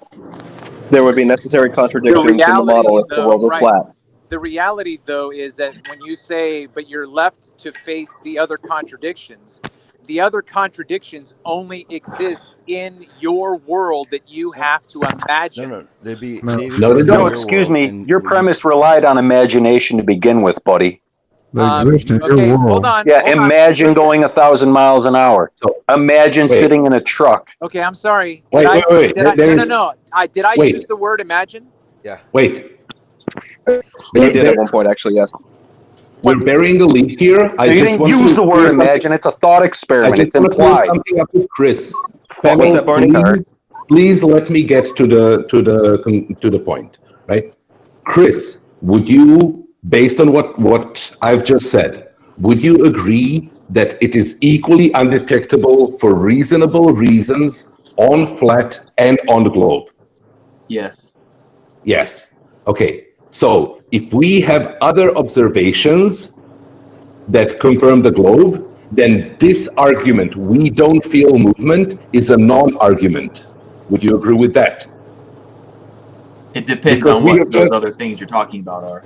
Because we have just found that if we cannot detect it for reasonable reasons, then that movement might be going on. Right, but you, I mean, you get my point, and it's that in both systems, in a moving system and in a stationary system, you get the same result, and that's just mind-boggling to me. You don't get exactly the same result. There is a difference. The centrifugal force at the poles and at the equator would be detectably different. If you took the same weight to the pole and measured its weight, and then took it to the equator and measured its weight, you would get different values. And based on the Earth being round and spinning around at 1,000 miles per hour, you could calculate what that difference was. This was Can I ask you a question? And that measurement was accurate. Okay, and it would work at both pole sets. Okay. So you're citing that measurement was done, that someone went to the North Pole, right? Yes, Chris. measured a 1 kilo weight, Okay. and measured a 1 kilo weight at the equator, and the scales show a different value. And do they have do they have in their report all of the variables they eliminated to end up at the result that they have? How did they eliminate all of the variables? Do they have that in their report? What are all of the variables? Temperature, pressure, electrostatics, magnetism. Okay. So how does temperature and pressure affect mass? How does it affect pressure effect is obviously affecting. Can I just jump in here, if you don't mind? Wait. Let's go through this. Let's go through this, please. Well, but hold on. Let's not because none of us are experts. But I'm just making Travis's point. Some of us are experts, Chris. Pressure affects weight. Pressure affects weight through buoyancy, right? And pressure is a measurable quantity. So we can measure the pressure at the equator and measure the pressure at the North Pole and see whether the difference in pressure is enough to account for the difference in weight. What's the pressure that you're referring to? I'm sorry. What is the pressure you're referring to right now? The atmospheric pressure. Okay. Right? Did they do that? Yes. Well, you don't. I don't have the paper. Why would you say yes? Because we know what the pressure range on Earth is, and we know what the buoyancy differences are, and they're nowhere near what is measured by right. I agree with you that there is some effect there, but you see, Barney, it's not the same thing. I understand what you're saying, but the problem is this isn't a scientific experiment, and it's a formological fallacy. If the Earth spins, you'll have different weights depending on the latitude. You have different weights on the different latitudes. No, that's not a matter of Earth spin. It's not a matter of, well, it is a matter of Earth spin, but it's a matter of it spinning according to its geometry. It's more than a one-dimensional. No, it doesn't matter. It's a formological fallacy. Let me ask it is not a logical fallacy. It's cognitive dissonance on your part. Yeah. Let me ask you a question just real quick. It would be a formological fallacy if those variables produced effects which were strong enough to account for what you are saying. Now, that's why science uses the concept of error bars. Well, right? Hold on a second. Can I ask a question real quick for clarification? We know we have known the fact. No, we have. Well, I'm responding to what you have said. He can ask his question when I finish, right? He cannot ask a question in the middle of my sentence, please. Right? It would be a formological fallacy if we didn't account for the error bars. If we didn't say, well, the effects that we know of that can affect this have this range, and the expected result is here, and we find it in this range, right? The scope of the measurement, the effect size is such that it completely invalues your objection. May I ask my question? You may ask your question. All right. What is the cause for my mass at the equator? Your mass is always the same everywhere unless you eat something or shit something. Okay. You don't have a different mass at the equator. I didn't ask for that explanation. What is the cause of my mass? What whatever you ate. Your energy content, and the sum total of the rest mass of the particles that constitute you. Desert file, come in, desert file. Travis, hold on, I'm not finished. Yeah, Travis, are you trying to say your weight? Well, isn't in your model my weight dependent on my mass and the gravitational pull on my mass? It is. It is. Your mass, your mass does not change. So his point, if somebody has a point of clarification and they say, point of clarification, what is resting mass or something, fine. But if they're going to completely derail the conversation, come on. Are you saying that I'm derailing the conversation? I'm saying that I might be a red herring. Something you like to yell at people. No, No, because Travis, the reason I hold said on. something, hang on, Travis, the reason I said something when you made that comment is because if I was asking someone about the difference between the equator and North Pole, for say, I wouldn't say my mass. I would ask them, does my weight change? Wait, what's the formula for weight? What? Matt, What's That's the a formula completely for different weight? question, man. Why don't you guys ask a real question? Yeah, hang on. No, Why don't you ask Barney? Why don't you ask Barney a real Travis question? has already. Hang on. And he's asked a question, but I want clarification on my end because if he was asking just me, and he said he made that comment question, I would say, wait, do you mean weight? That's all I would say. That's all I wanted to clarify because that question seemed more of a question. Let's see where he goes with it. Maybe he actually is interested in mass.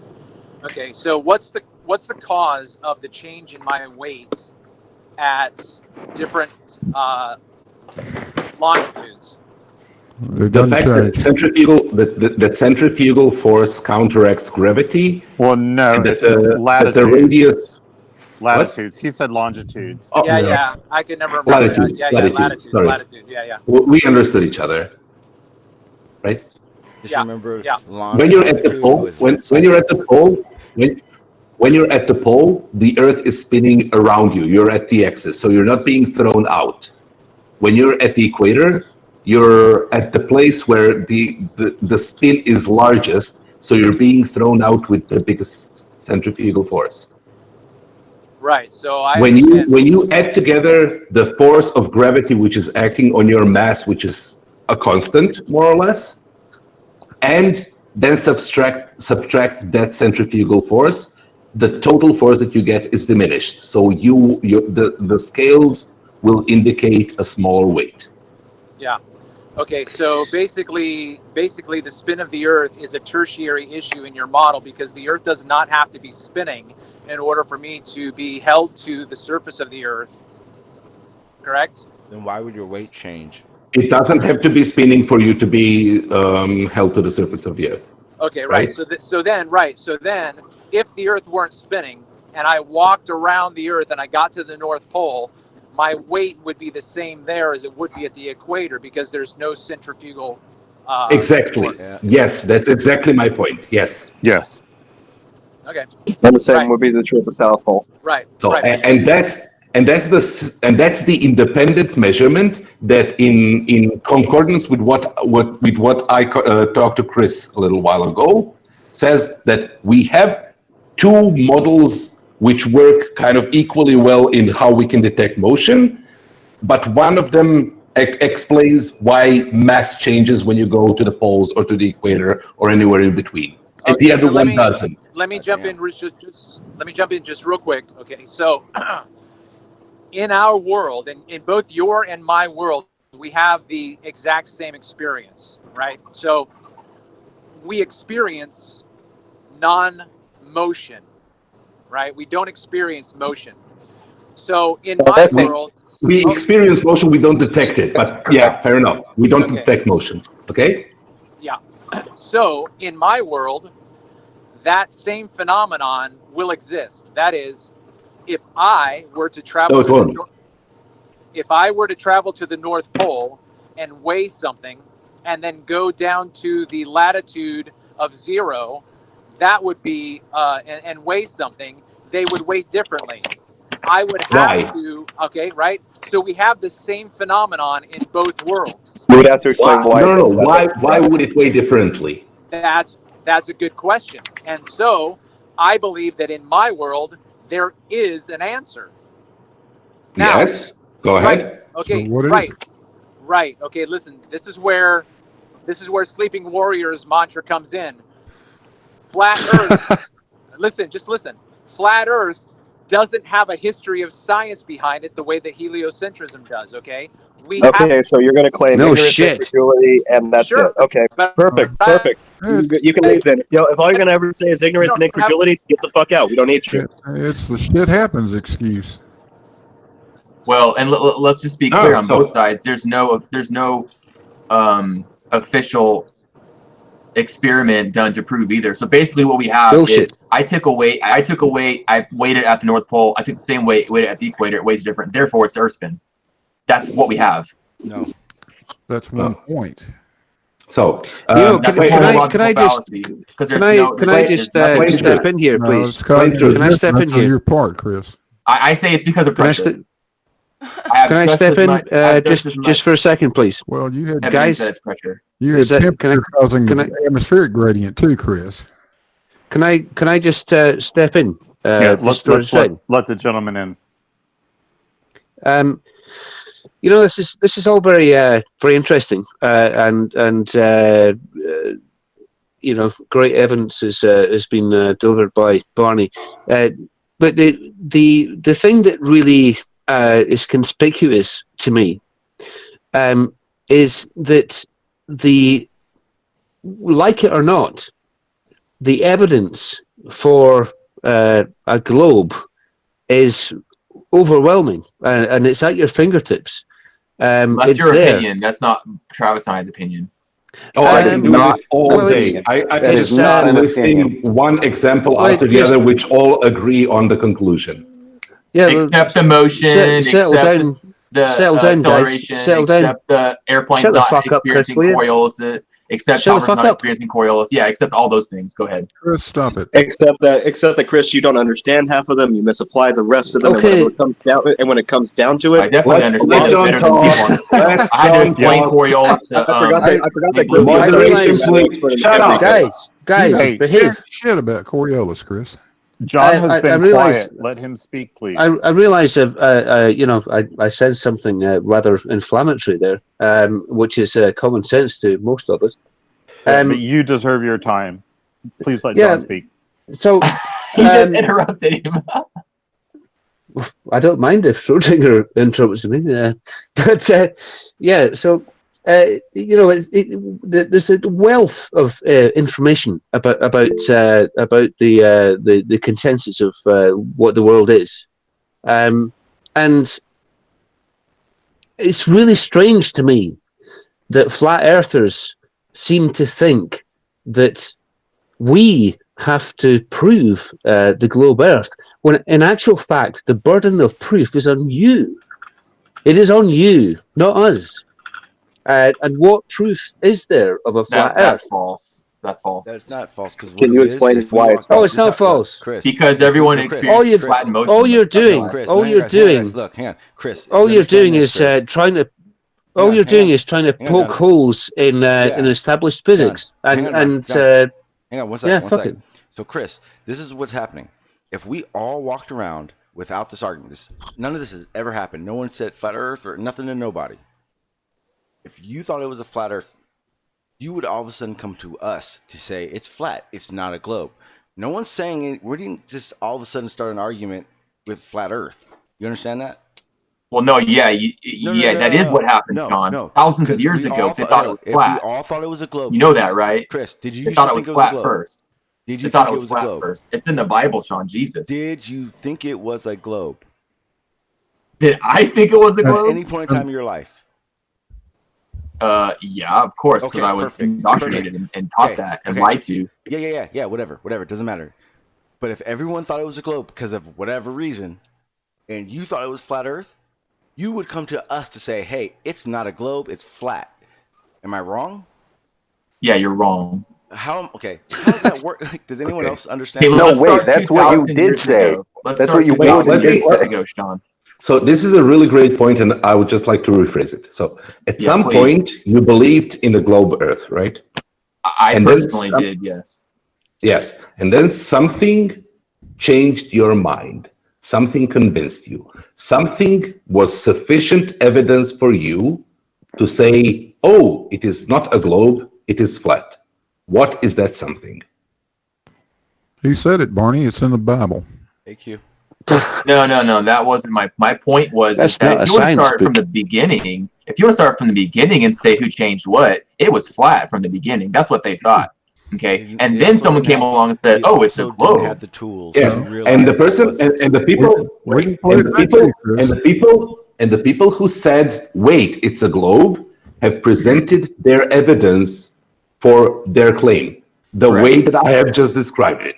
They believed at some point that it was flat, and then they found out by some means that it was a globe, and then they said, "Oh fuck, we were wrong," and they presented their evidence, right? Some people said that, yes. Yes. So I can repeat the evidence that was given then, but I'm wondering what the evidence is for you who believe that it was a globe, that convinced you that it is flat. A glob. A globe. Oh, glob. What's that guy's name? Oh, Renee? The globe? No, not Renee. Don't mess with Globe his of the- accent, man. Yeah, Answer the question. keep laughing, Chris. What's the evidence for a is flat seriously Earth? flat. Earth is seriously flat. Earth is serious flat. Yeah, that's it. Okay, so Yeah, that's Renee. I'll answer the question. So the for answer for me was, okay, and just to give you a little bit of my backstory, I was not into any conspiracy whatsoever. I remember hearing about 9/11, and I remember seeing George Bush saying we're not going to tolerate any conspiracy theories. I just didn't care. It didn't matter to me. I never gave it a second thought. I watched JFK. It was interesting, but I just never. Who's making that noise? I am sorry. Sorry. Okay. Oh, God's Okay. sake. So all of that to say, I wasn't looking for flat Earth at all. I was actually listening to a sermon, and the pastor brought up the fact that his congregation knows that he's a flat earther, and I was taken aback. His basic argument was the argument of Coriolis, and that is, if a helicopter hovered above the Earth and the Earth moved underneath it, and that was enough for me to rattle me out of what I was taught as a child. Now I remember as a truck driver, I had this thought. I'm driving east right now. I remember changing directions and driving north, and I was thinking about the spin of the Earth, and I was thinking about how that would work if I'm traveling against the spin right now, and then I turn right and go north. That's kind of weird, man. That's absolutely phenomenal. So, Oh yeah, it's real weird. Have It's you real ever fucking gone weird. up a down escalator, dude? That's weird. Oh, it's real weird. All right, the Okay, show just went so- off the rails. yeah, Q joins. great. Q's here. I'm gonna get all quivery and calm down, guys. What the fuck? Anyway. I'm actually Hold on, really hold on. interested in this. Barney really liked my comment.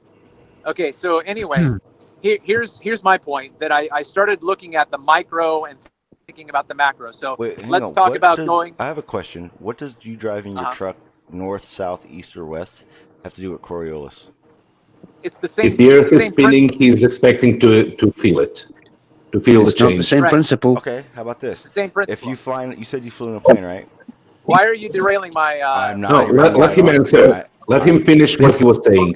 It needs to be Sean, derailed let him because get it's back. bollocks. Well, hang on. Please, Let him get back to that. I'm really Guys. interested in this. I asked him because I'm really interested. But then Let why- him but answer. Guys, let's see. if Let your thought Travis pattern is that driving a truck is anything to do with Coriolis, at that point it needs to be fixed. Because if Coriolis is the reason he became a flat earther, and he thought about this while he was driving his truck, and why doesn't this happen? There's an issue right there. Well, let him Sean, finish let the him get back drum. to Sean, let him get back to explaining why he doesn't understand conservation of momentum. Gotcha. I want- Ask I him want how to- I ask him want how to wallow fast the in his Earth is dung. spinning at the North Pole. Go ahead, Travis. My apologies. No, that's okay. So More dumb.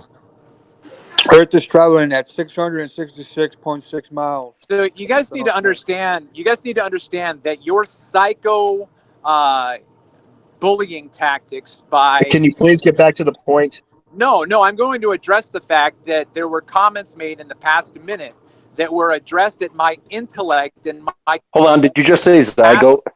No, Travis, I agree with you. Oh, No, for guys. fuck's sake! Okay, Can here you we go. please Stop. kick Everyone you? stop. No. Everyone stop. No, I Travis, didn't. stop. I didn't. Travis, stop. Everyone stop. No one say a damn word for 30 seconds. Please, hang on. Both sides have done it. I actually agree with Travis. We do not need to keep going at each other like nitpicking. It's kind of like petty. So from this point on, if you do it, I will mute you. I'm actually going to take myself out of the conversation because what I'm doing is exactly what I'm actually getting irritated by the people that just kind of pop in out of nowhere. So we all need to keep it civil, and we need to keep personal completely out of it because it makes what you have to say pointless. Hey, Sean, I'm kind of sad that you didn't shout me out when I jumped in, man. What's going on? You didn't acknowledge me. Anyway, shout out to Sean G in the chat. What's up, Militant Manny? You too. What's up, Sean? I got to DTO? say thank you for that as well. That's a very good point. I'm muting myself. But no, hang on, don't mute yourself. How you doing, Heatshield?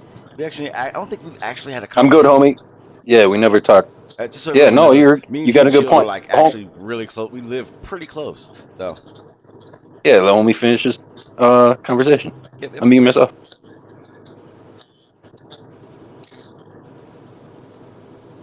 Say it again.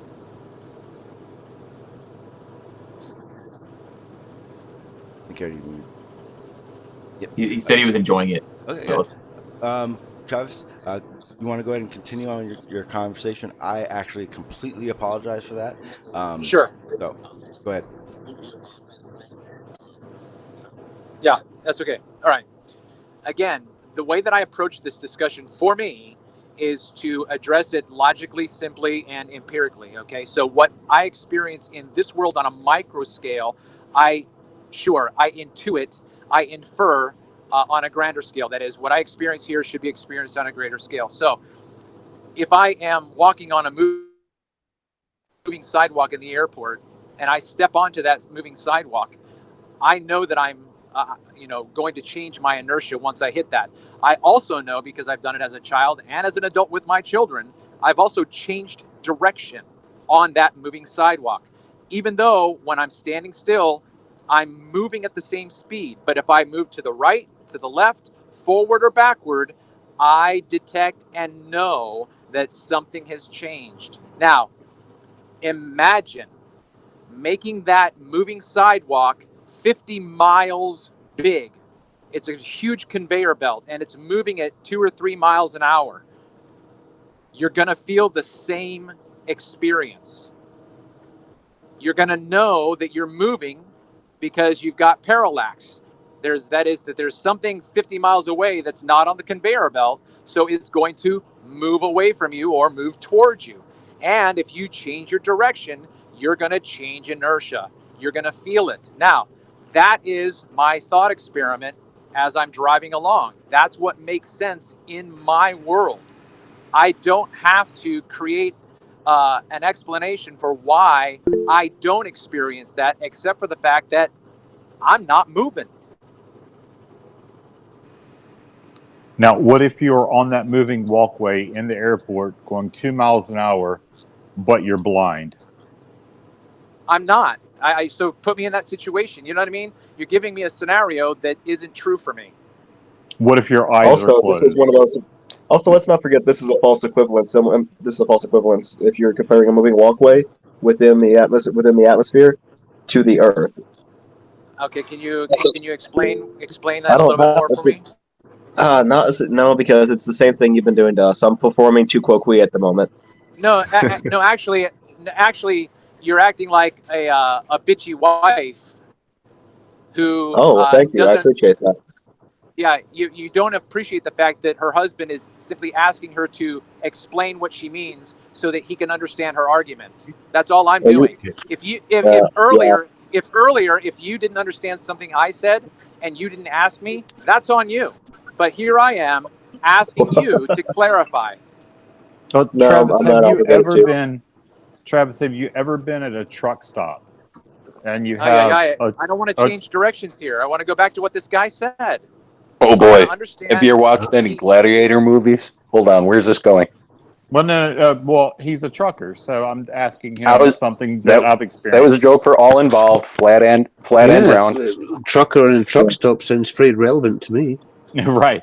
But have you ever been at a truck stop and had an adjacent truck and it starts moving and you look up and for a second it feels like you're moving instead of your truck's moving or your train? Yeah. I'm not really sure why we are changing direction from my That's conveyor not belt. A change of direction. Okay, except listen. that. No, it is because the person who challenged my conveyor belt example said that it's a false equivalency, and I'm trying to understand his point. No, he was trolling you. He admitted that he was trolling you. I have a question for Ball Earth. real Okay. quick. He said that he committed a two-copy fallacy intentionally. Okay.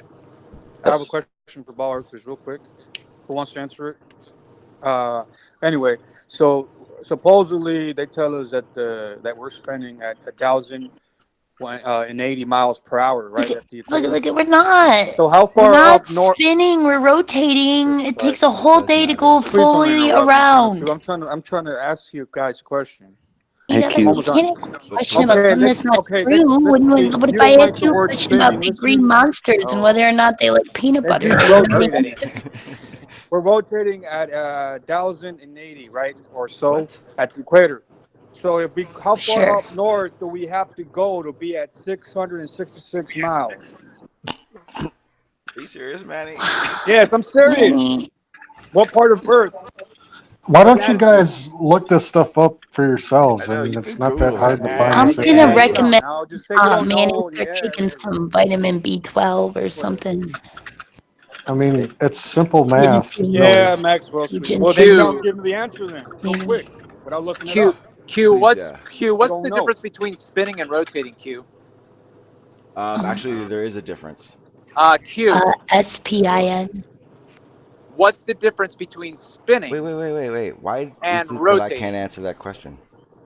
Because she's the one who brought it up, and I'm asking her. Oh, because The answer to your question, Manny, is 50 degrees. I actually said pretty quick. I said, "Oh, there's a difference," and to you, it meant shut up. No. See, there's a difference between. I can actually make an answer of anything because I know there's a difference. I know it's not. Yeah, but I word of didn't ask semantics. you. I didn't address you. Doesn't matter.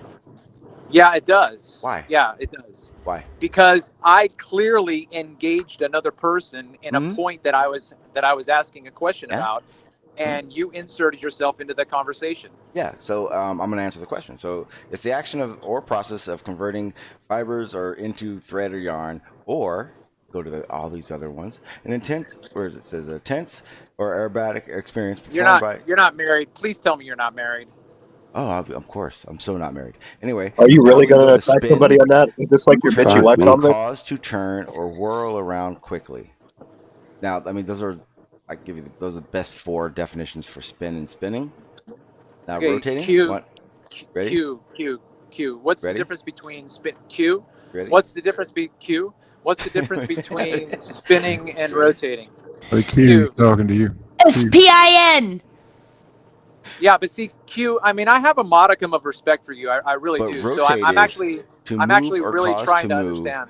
In a circle around plain, an axis plain or truth. center. Plain truth. Plain truth. Can you hear me? I can. You Plain, can call me Travis. You can call me Travis. Travis, fucking whatever. I asked this some time ago.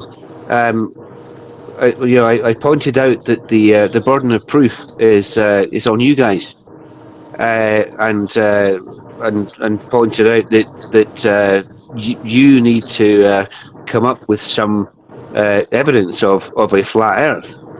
Yeah. And all you do is try and very badly try and poke holes in completely thoroughly well established physics. But what evidence do you actually have of a flat Earth?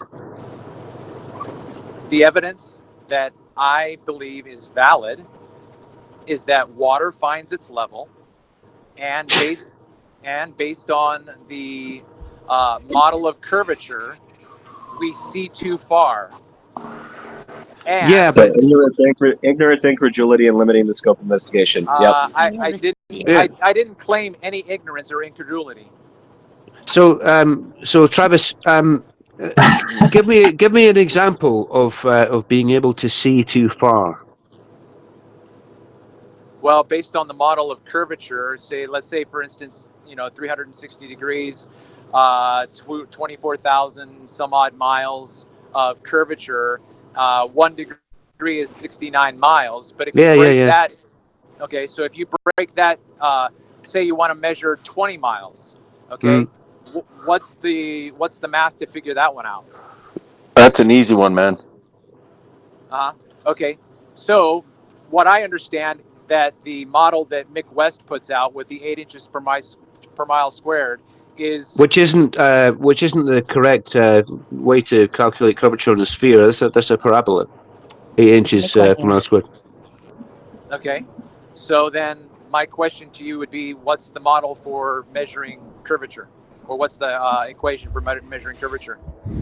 Well, you're answering my question with a question, Travis. If you don't mind me saying so. I'm just trying to establish common ground. Yeah, I'm not sure you are. John, can I say John Watson? You must be the 20th.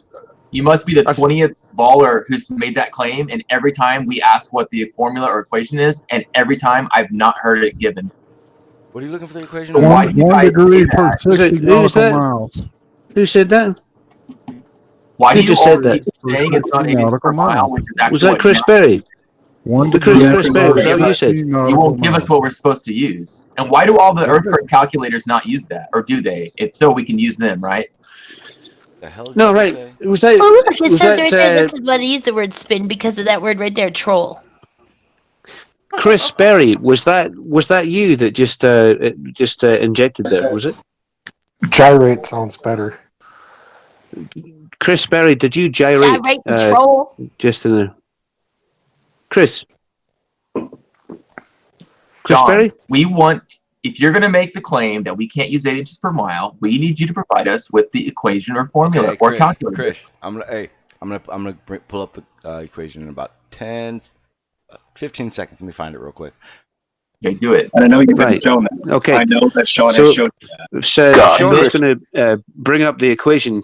And then, by the way, when you do that, you'll then realize that actually makes it worse for the ball. No, you don't.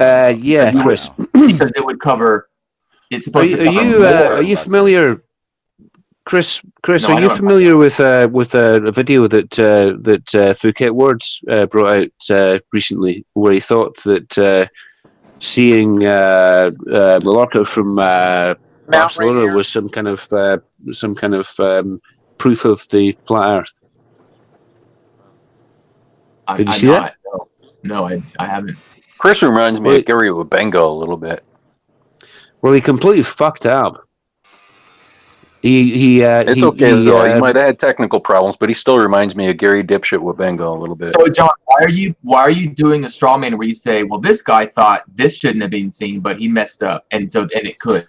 Why don't we talk about scenarios where we absolutely 100% know we shouldn't see stuff, like Anthony Riley's 40 kilometers shore to shore observation, where the I would say, Chris. Hey, hang on. Before you use that, Chris, you may want to go back in the archives, because it was found out that Riley had no clue what the fuck he was talking about. No, you don't know what you're talking about, Sean. This is something that even the Rumpus to this day admits is something that shouldn't be hidden over the curve. The measurements were off, and the location was wrong. They looked at no, it was that big ass. It was the fucking the beach. This is something that the Rumpus has analyzed, Sean. Dude, let me tell you about admitting when you're wrong. I was arguing with a friend of mine who agrees that it's a globe Earth, and and I admitted that it was wrong, and that I was wrong yesterday, and asked him to take his goddamn video down because I was so embarrassed.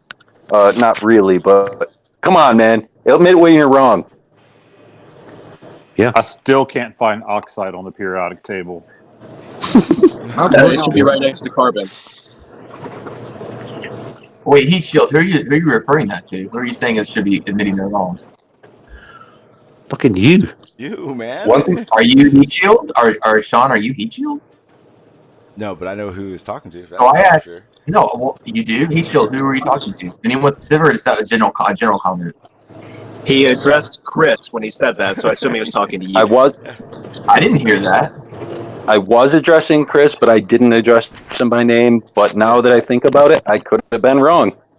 What if you knew How was this, that? Chris? Yeah, you are heat shield. You are. Chris, I'm right. Chris, I know what what I'm if you talking about. knew that there was a plaque John, you don't go to Jose's. on You don't talk with the land on his that the amazing floating island? Hang on, Q.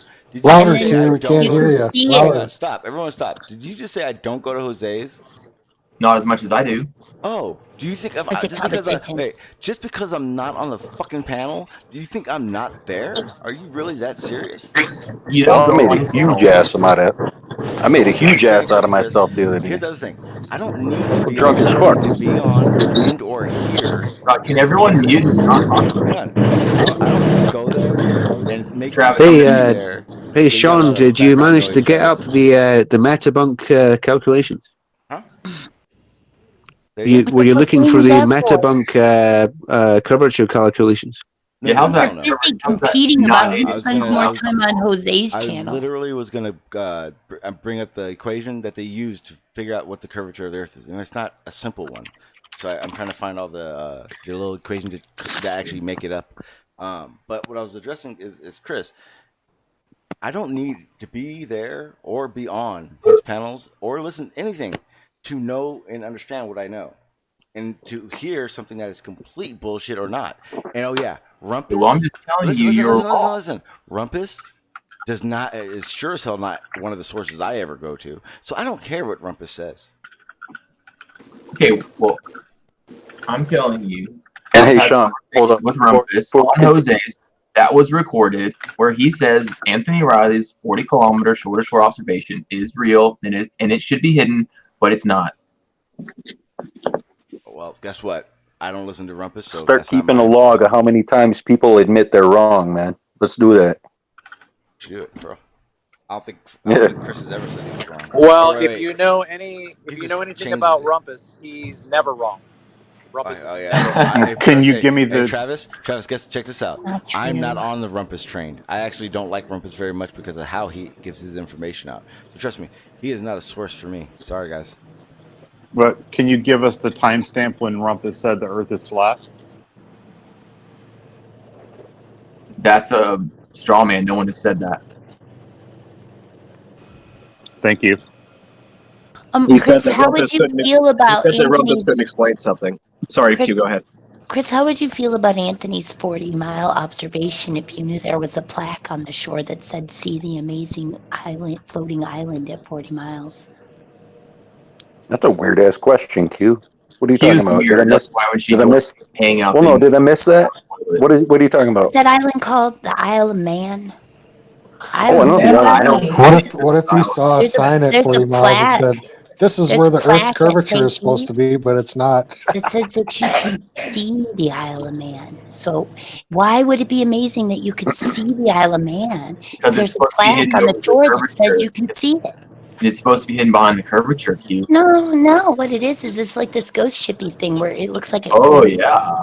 It looks like it floats because of refraction. So the Isle of Man sometimes looks like it's floating above the water, and that's what the plaque is telling you about. How you can see the floating island, right, dude? Hey, If you couldn't see it, there wouldn't be a plaque on the shore telling you, "Look at this." Good luck, Carlos. man. I have a cool question.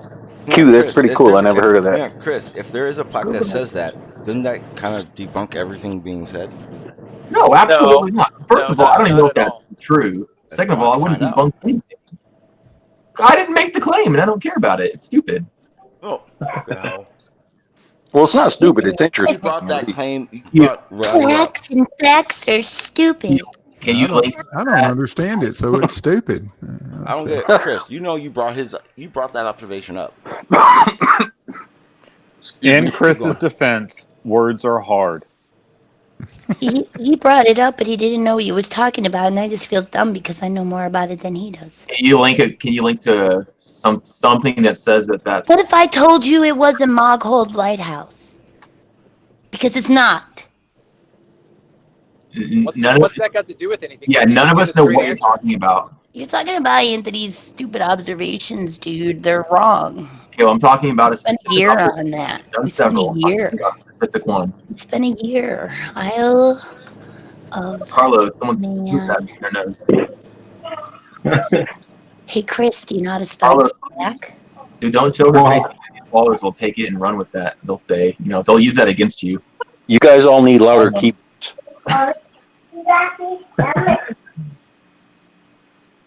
Do you know how to spell black, Chris? Yeah. Can you say hi? Say hi. Oh wow. Say hi. There you go. Thank you. So anyway, you have observations where the object should be behind the curve and it's not. But see, what happens is.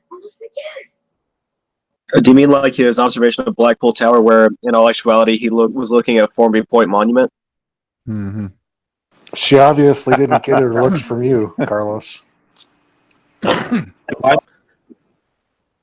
They do have a point. She obviously didn't get her looks from you. True.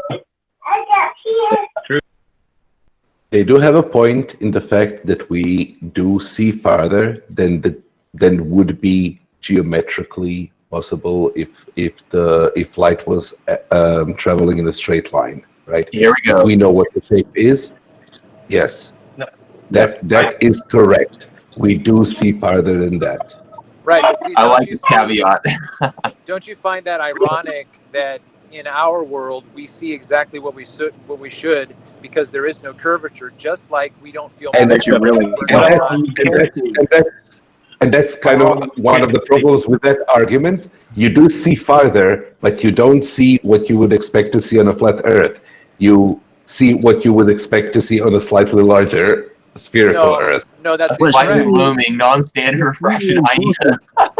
Or Mount San Jacinto, where you've got, 8,000 feet of the damn mountain missing? That's incorrect because I don't have. The San Jacinto. Yeah. I don't have any expectation of what I should see because I don't know how the atmosphere is going to affect that object at a you particular don't know. distance. Now, wait a minute. You can't deny the damn atmosphere on one hand and then use it. Wait. What do you mean you have no expectation of what you should see when everything is based on your intuition of what you should see? Okay, so listen, here we go. I live next to the Chesapeake Bay, right? So it's a major water source primarily, but anyway, it feeds into the Atlantic. So I have different distances that I've shot hundreds of hours, 4 miles, 6 miles, 9 miles, and I have houses that I can see with my naked eye. At night, I can see the lights twinkling across the bay. But if I go out in the morning, I can't see the houses sometimes. Sometimes I can. Sometimes I can't. So the only thing that I expect to see when I go out there is what I actually see. So one day I go out and I think, hey, I didn't see that house there yesterday. So tomorrow I expect to see it again, but sometimes I don't. So I have to modify what I'm seeing and think through why I'm seeing it. Precisely. So is the Earth curved one day and not other days? Why don't you ask Barney a question that he can't answer? That would actually be the logical conclusion there. The Earth is actually changing shape every day based on what you see. That would be a simpler solution to that problem than the Earth is flat. Absolutely not. Absolutely not. That must be what's going on. The Earth is just changing shape, Barney. That's the only answer. Okay, listen. Sometimes it's flat. I know the answer. I know the answer. Are you guys seriously trolling? It really depends on what the your question. He's actually trolling Travis. right now. If he's actually trolling, he's detracting from a healthy conversation. No, the answer to your question, Travis, is it's called collapsing the wave function. And sometimes the Earth changes shape unexpectedly. It's earthomorphous. It does. I've noticed that. Travis. But wait, I feel it happening now. But we do it's different to every person at every different location, apparently. It's becoming a shit show now. It's just we do know of an effect which would bring about what we're seeing, which is a known and understood effect. It is, in fact, the effect by which my glasses work the way they do. Correct. The refractive index of air. Yeah. So is it more likely that the atmosphere is changing on a daily basis and changing what you can see, or is it more likely that the curve is changing? No, Chris, why would the curve change? I would say that don't you have some of those images I sent you? Those images of the lighthouse. Chris, I don't know if you just understood that you I have argued award-winning images of lighthouses. It was from when I was really young, though. Chris, real quick, you believe the reason why the sun seems to be setting, even though it's not, is because of refraction and perspective, correct? Yes.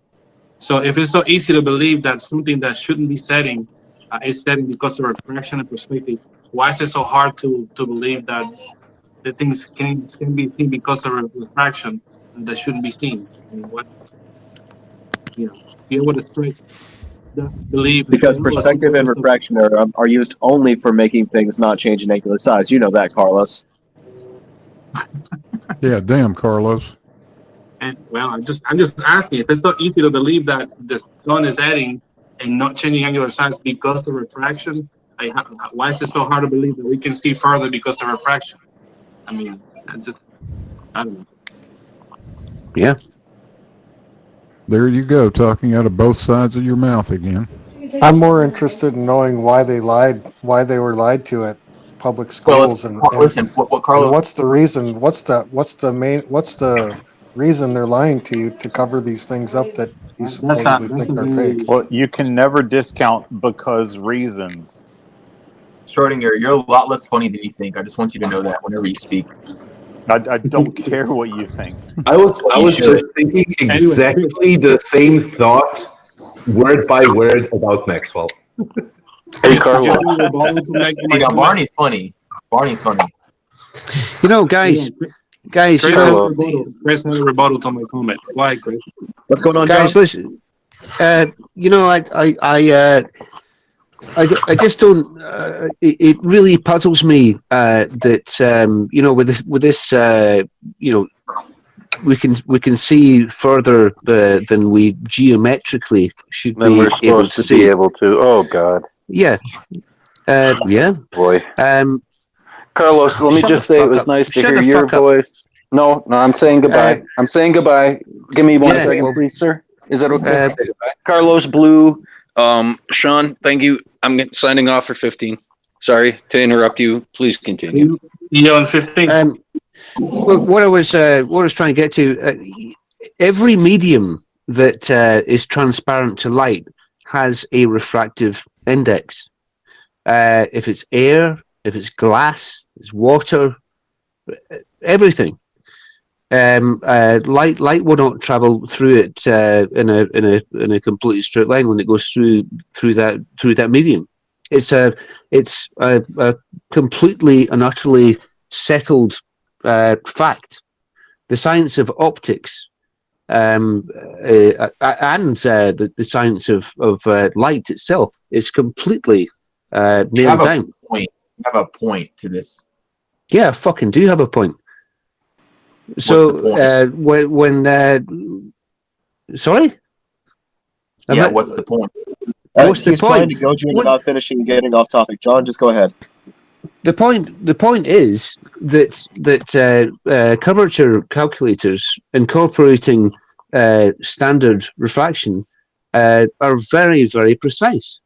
And to argue against it is to argue against really settled demonstrable physics. There's no such thing as standard refraction. You're talking pish. You're talking absolute pish. No, I'm not. I have gone out. Yes, you are. I have gone out every day with hundreds I'm of holding hours. the evidence for standard refraction in my hand. Yes, the standard refraction is pretty settled. No, it's not. It's not standard at all. Yes, it is. It's changing all the time. That's Travis's point. No, it doesn't.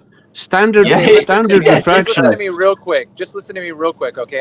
No, I don't want to. I'm sorry, I don't want to. I don't want to listen to you at all because you're talking shit. Last 5 minutes, John. Let Travis speak. Just one guy talking to another. Okay, so if you give me the standard of refraction, and then I go out on the Catalina on the, or if I Hey, go Chris, out I think on, you muted yourself. I lost you. no, I know my dispatcher called, so I'm probably gonna have to hold on for a second. He's gonna call me back.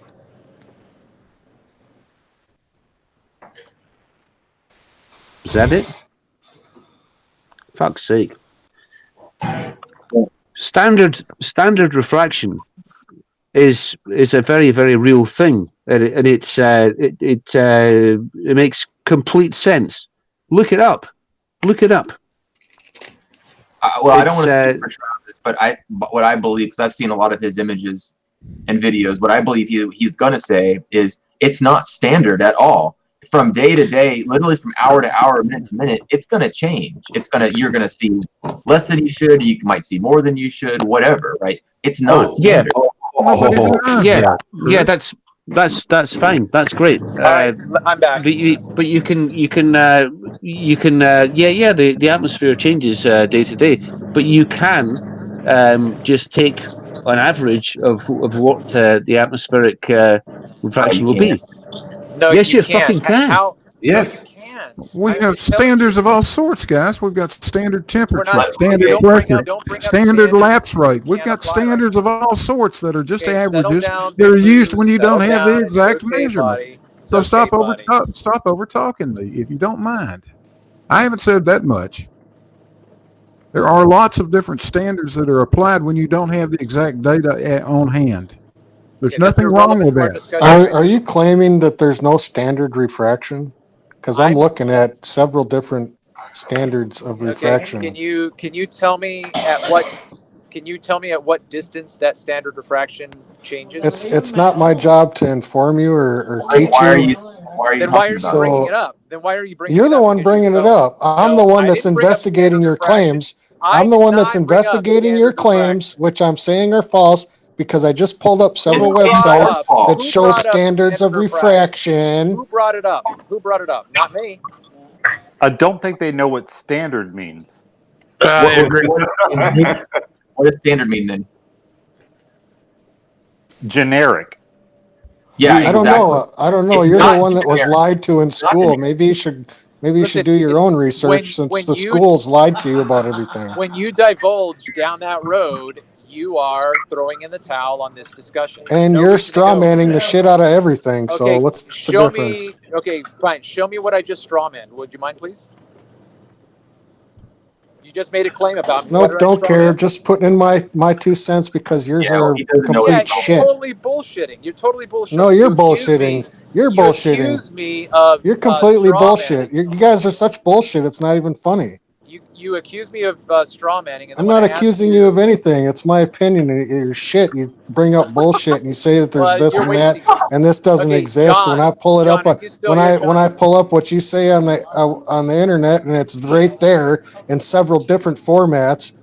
Gee, now Hey, it's what? on hey, Travis, it's on the internet. Obviously, the internet's lying to you, Max. Obviously, the internet's lying to me. Oh no, just like public schools lied to me my whole life. Max, you should be happy that They you want to told work you there was with me. tacos. There's some major conspiracy to hide the truth from me. Let me Put play caca in baller. the frijoles, I'm gonna man. play baller because no one else is doing it. A legitimate baller, and I'm gonna ask Travis some questions. Travis, when you go out all the time and you take pictures and videos, Q, what do you think about your 500 subscribers? I think it's pretty cool. It's kick ass, isn't it? Sweet, yeah. You gotta love how Chris was going to go try to straw man the globe. Right now. You guys aren't saying the right straw man arguments that I want Globers to say. I'll Yeah. be the Globe. Can you say that a little bit more slowly? A little more You guys won't let me put words I in hang your out on mouth, Sean and now I G's wanna channel be your more than you mouth. do. Say it a little bit more slowly, Q.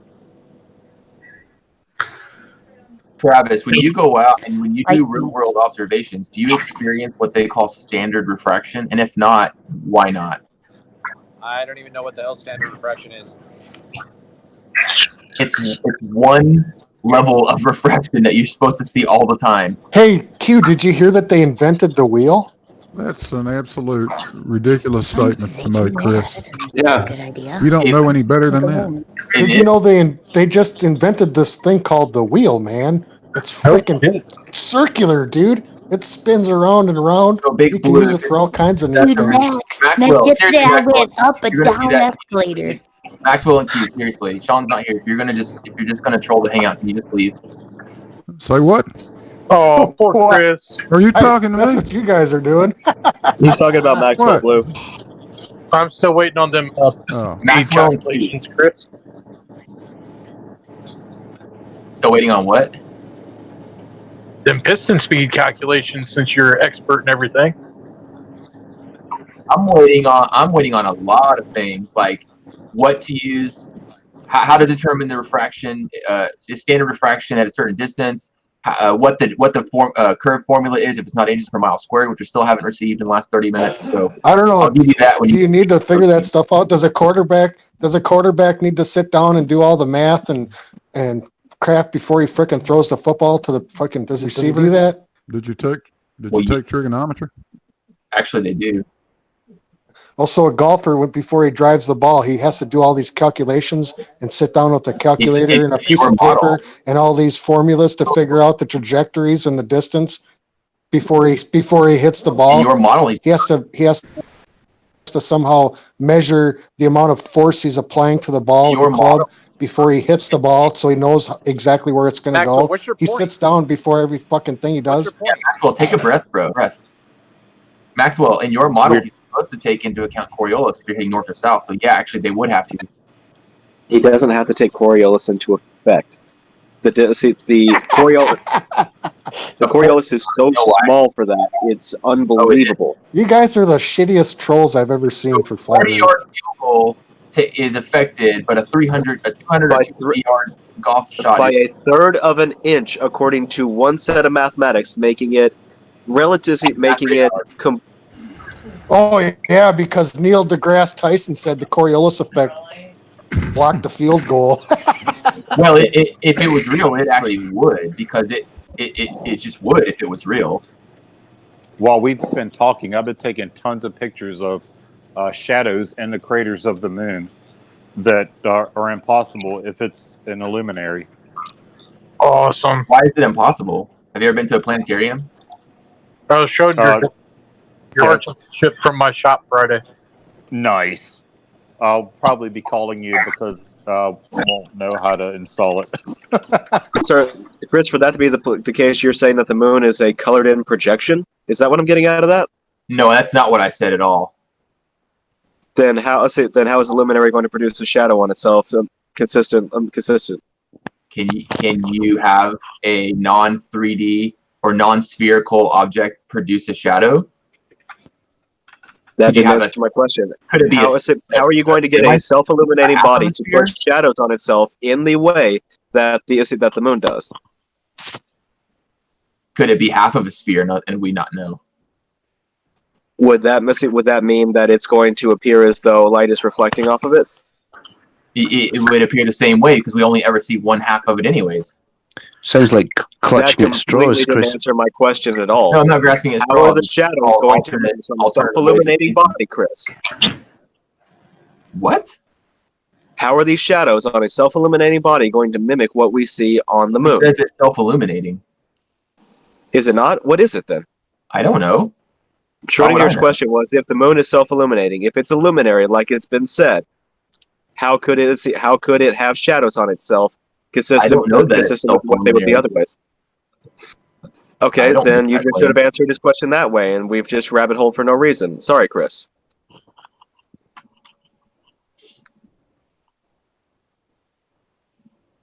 I just want to apologize to Barney for the shit show that's taking place in the last hour or so. And Travis. I invited Travis, so I apologize to Travis too. It's not your fault. The conversation that we were having an hour ago, like Travis, I was kind of pointing it out in the chat, but you can't see the chat.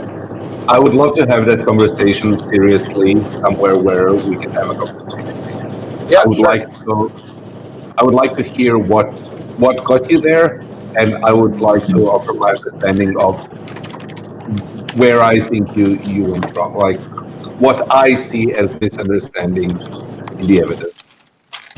If we can arrange that on my channel, your channel, Chris's channel, I would love that.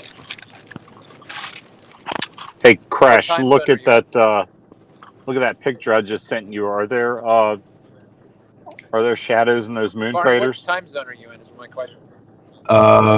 Central European. Crash isn't even here. Oh, did Crash leave? Shit. You're in Central European. Yeah. Yeah, so we could probably do it in the morning my time then, because I'm on the East Coast, so that would put you probably in the early afternoon. God damn, Barney, it's 2 in the morning where you are? 3. Hey guys, I'm gonna sign out now. It's been a pleasure. See you all later. Bye. Hey, John, before you What? go, if you wouldn't mind, just jump on over to my channel, The Plain Truth. I've got a lot of atmospheric visuals. I'd be interested in hearing from you. You want you want me to give you some comments? Yeah, or just watch it and just see what you think. Yeah. Brace yourself. Hey, John Watson, were you the guy that Is was that Red on Hand Radio earlier or is with it the Sean Plain Truth? G all by yourself, you and him, and talking shit about It's flat The Plain earthers? Truth. No, I'm One talking at about a time. John Watson. Yeah. Were you the guy that was on earlier, like here with Sean G before everyone else joined? Yeah. Were you the one saying that flat earthers are crazy or just talking shit about flat earthers? I don't think I said anything exactly like that. I think you did. You just don't remember. If you once this stream ends, watch it and you'll see you were like really talking bad on about flat earthers. Well, if you make some sense, we could have a conversation. Yeah, I just wanted to call you out on that. Just be careful Call me out because and what? not all flat earthers are what you think they are. So just tone it down a little. John, he's calling in here in order to reaffirm a point that you didn't make. Yeah, sounds like it. Yeah, just tone it down a notch, bro. Don't categorize everybody and try to, Well, I'm sorry to say you're kind of reaffirming my point. If See what I I'm was saying? calling you a bunch of That retards. you're a bullshitter, dude. Well, I think Manny was the Why do you one hate flat that earthers? Tell me. I think Manny was the one that disrespected Captain Cook and his legacy. Why are you Schrodinger's cat? Don't jump in right now. Why are I you just did. prick Yeah. to flat earthers? What? It's okay, You'll forgive Why do me you if hate I flat don't earthers? take orders from you. You can Hey, jump in Manny, whenever you've you want to. wasted a lot Tell of me, why people's do you time. hate flat earthers?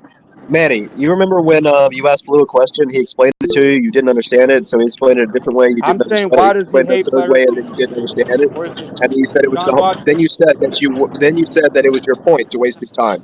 I'm Do you being remember when you did serious. that? Why do you Hey, hate flat John, earthers just so real much? quick, John, my Yeah. the link to my channel is in the chat. Yeah. Okay. In this group chat. I'd like to hear what Big Blue has to say before I go. Oh, I just wanted to say, good talking to you, John. Hope we do it again one day. Yeah. Cool. Yeah. Likewise.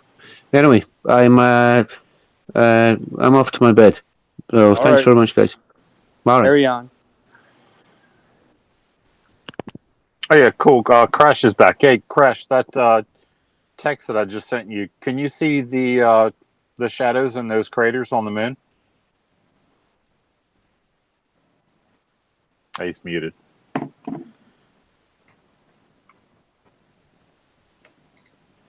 He left. Oh, well, he was here. I just sent him a text of a picture I took. I got a new camera for my birthday.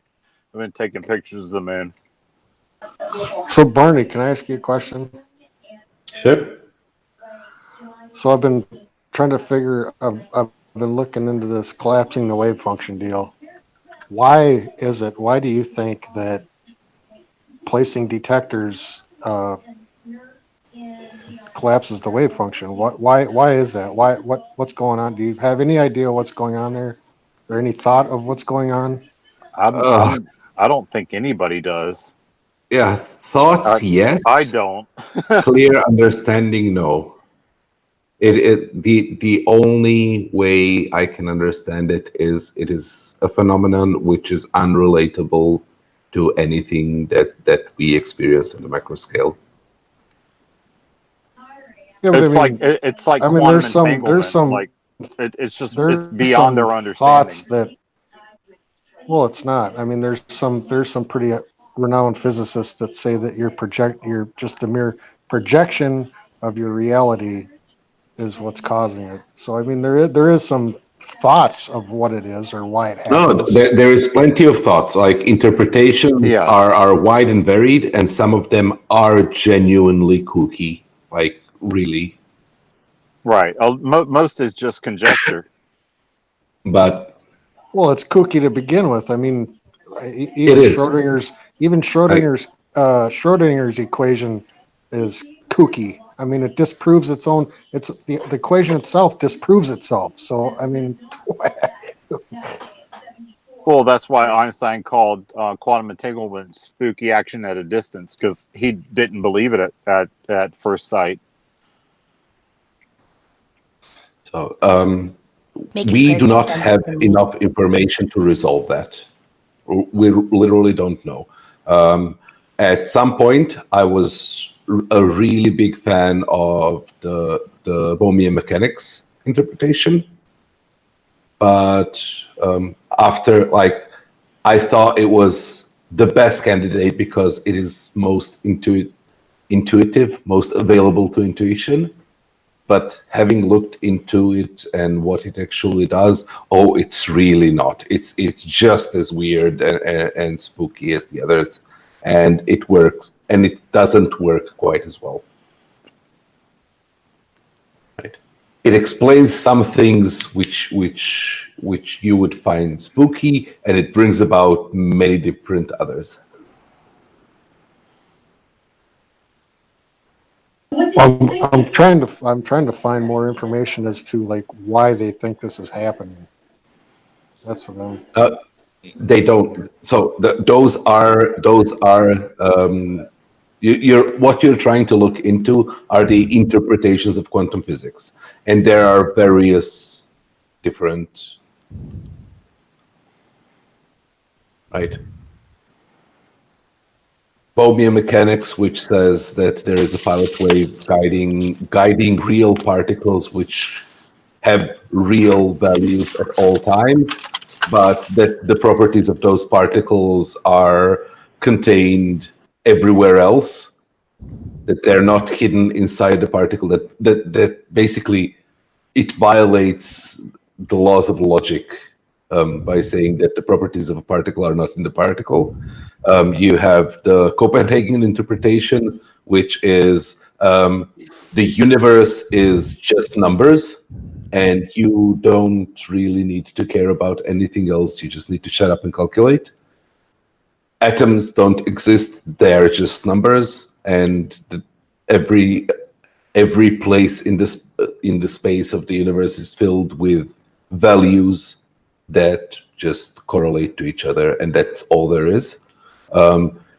You have the many worlds interpretation, which says that every possible wave collapse that could happen happens, and every time a wave collapse happens, the universe splits into all its possible solutions. So every the multiverse.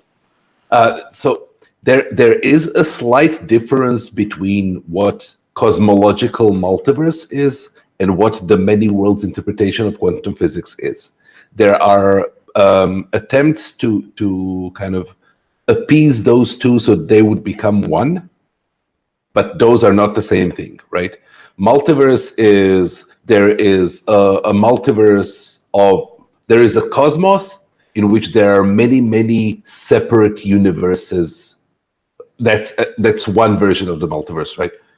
Which are physically separate in completely different places and have nothing to do with each other. Barely ever come into contact in any way or affect each other in any way. Many worlds interpretation is every time any particle does anything that is meaningful and relates to some other particle, anytime there is any kind of quantum interaction, the universe splits into an infinity of equally not of equally of different likely universes according to Feynman diagrams. And those universes are so close and so intertwined that they do affect each other, and every virtual particle and every real particle in any of them is a virtual particle in our world. So it's mind-boggling for me, right? Yeah, and infinity as anything that's non-mathematical is really hard to believe. You know what I mean? And these are infinities upon like. Yeah, Blue. that's really hard to buy. Right, so all of them are hard to buy. Some of them violate reality, some not reality, realism. Some of them violate localism. Some of them introduce various singularities. String theory is a method by which we might disambiguate them, but it is not an interpretation in itself. There are many multiple various interpretations of string theory itself. Right. It is a way in which we might someday find out, and there are interpretations within it that seem to work for some things. So yeah, that could tell us someday. Quantum loop theory, quantum loop gravity, and supersymmetry models are variations of string theory. And all of them describe different kinds of quantum collapse, but like the most that I can say as somebody who is not a researcher, as somebody who is just an interested bystander, is that we don't know. All of those ideas are interested, but we don't know which, if any of them, is correct. Well, isn't it a little disconcerting? It is a lot disconcerting, but it is also a lot of fun. It is an indication. Yeah, it's intriguing. It's an indication that there is much that we have yet to discover. And Barney, I'm a simple electrical engineer, and just having you around is kind of a gift.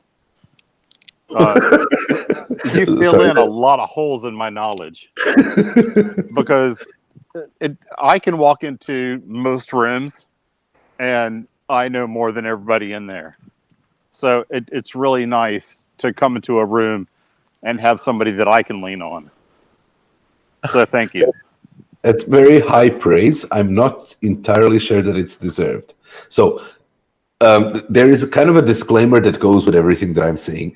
I'm giving my own understanding. I'm not doing any of these things professionally. I'm just a computer programmer in the same way that you're just an electrical engineer, right? I've just been like the same questions that you're asking. I've asked them. I've just been curious enough to actually go and look it up. What are you? The disclaimer that you just gave. As far as go ahead. The disclaimer that you just. I was just asking what programming language he uses. Mostly JavaScript. Yeah, I do visualizations for mostly web applications. Visual Basic? Is that what you said? No, JavaScript. I do visualizations. WebGL, 3D modeling, simulations, data representation, stuff like that. The fun stuff. Yeah. The stuff that makes people go, wow.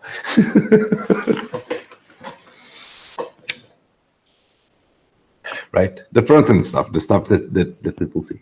Sorry, you were asking something, Schrodinger. I was just going to say the disclaimer that you just gave about not knowing everything is the same disclaimer I give when people give me praise as similar to what I just gave you. We are all on a level, and to someone on a lower level, we seem like we're smarter than we actually are. But you have to have somebody on the next level if you want to reach that next level. You know what I mean? We're all balancing between the Dunning-Kruger effect and the imposter syndrome. Exactly. The dividing line is figuring out which one you're talking to. Yeah. Either I'm overconfident in the things where I don't know enough to even say that I don't know enough, or I'm just faking it and saying things in a world where everybody knows more than I do.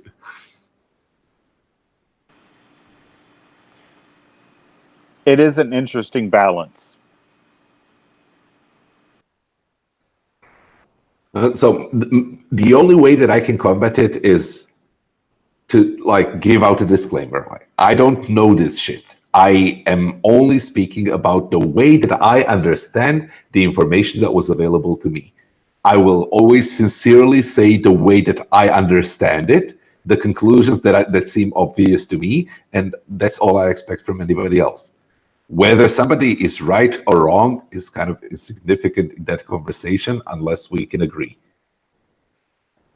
That's the part that kind of irks me a bit about, like, I love these hangouts. I love talking to people who understand the world differently to me for whatever reason, for incomplete information, for misunderstanding. Like, I just love seeing how people think, how people reason. And so much of these hangouts just get destroyed by belligerence, by name calling, by accusations of dishonesty, by people like on both sides just destroying the possibility of having a conversation. Well, for which I'll apologize to you, Barney, because I think I participated in that portion of that today. Well, everybody did. I did. Yeah, we all did to a small extent. I only said But two the thing things. is, I'm not when- taking any of this blame. when I'm talking to a flat earther, it's, say, Barney, you and I and a flat earther are in a room, or no, we're not in a room. We're out in a field because I cut trees down oftentimes because I'm a country boy. And Barney says, I think it's going to fall a little bit to the left. And then I say, no, I think it might fall like 10 degrees farther to the right than what you think it's going to do. And the flat earther says, I think it's going to fall straight up. Yeah. That's what we're dealing with there. It's like we're not even on the same page. Also, just watched the Riley video that Travis was going to have us look at. I'll be damned if Riley's got the observer height that he's listing as about 70 feet lower than he's actually at.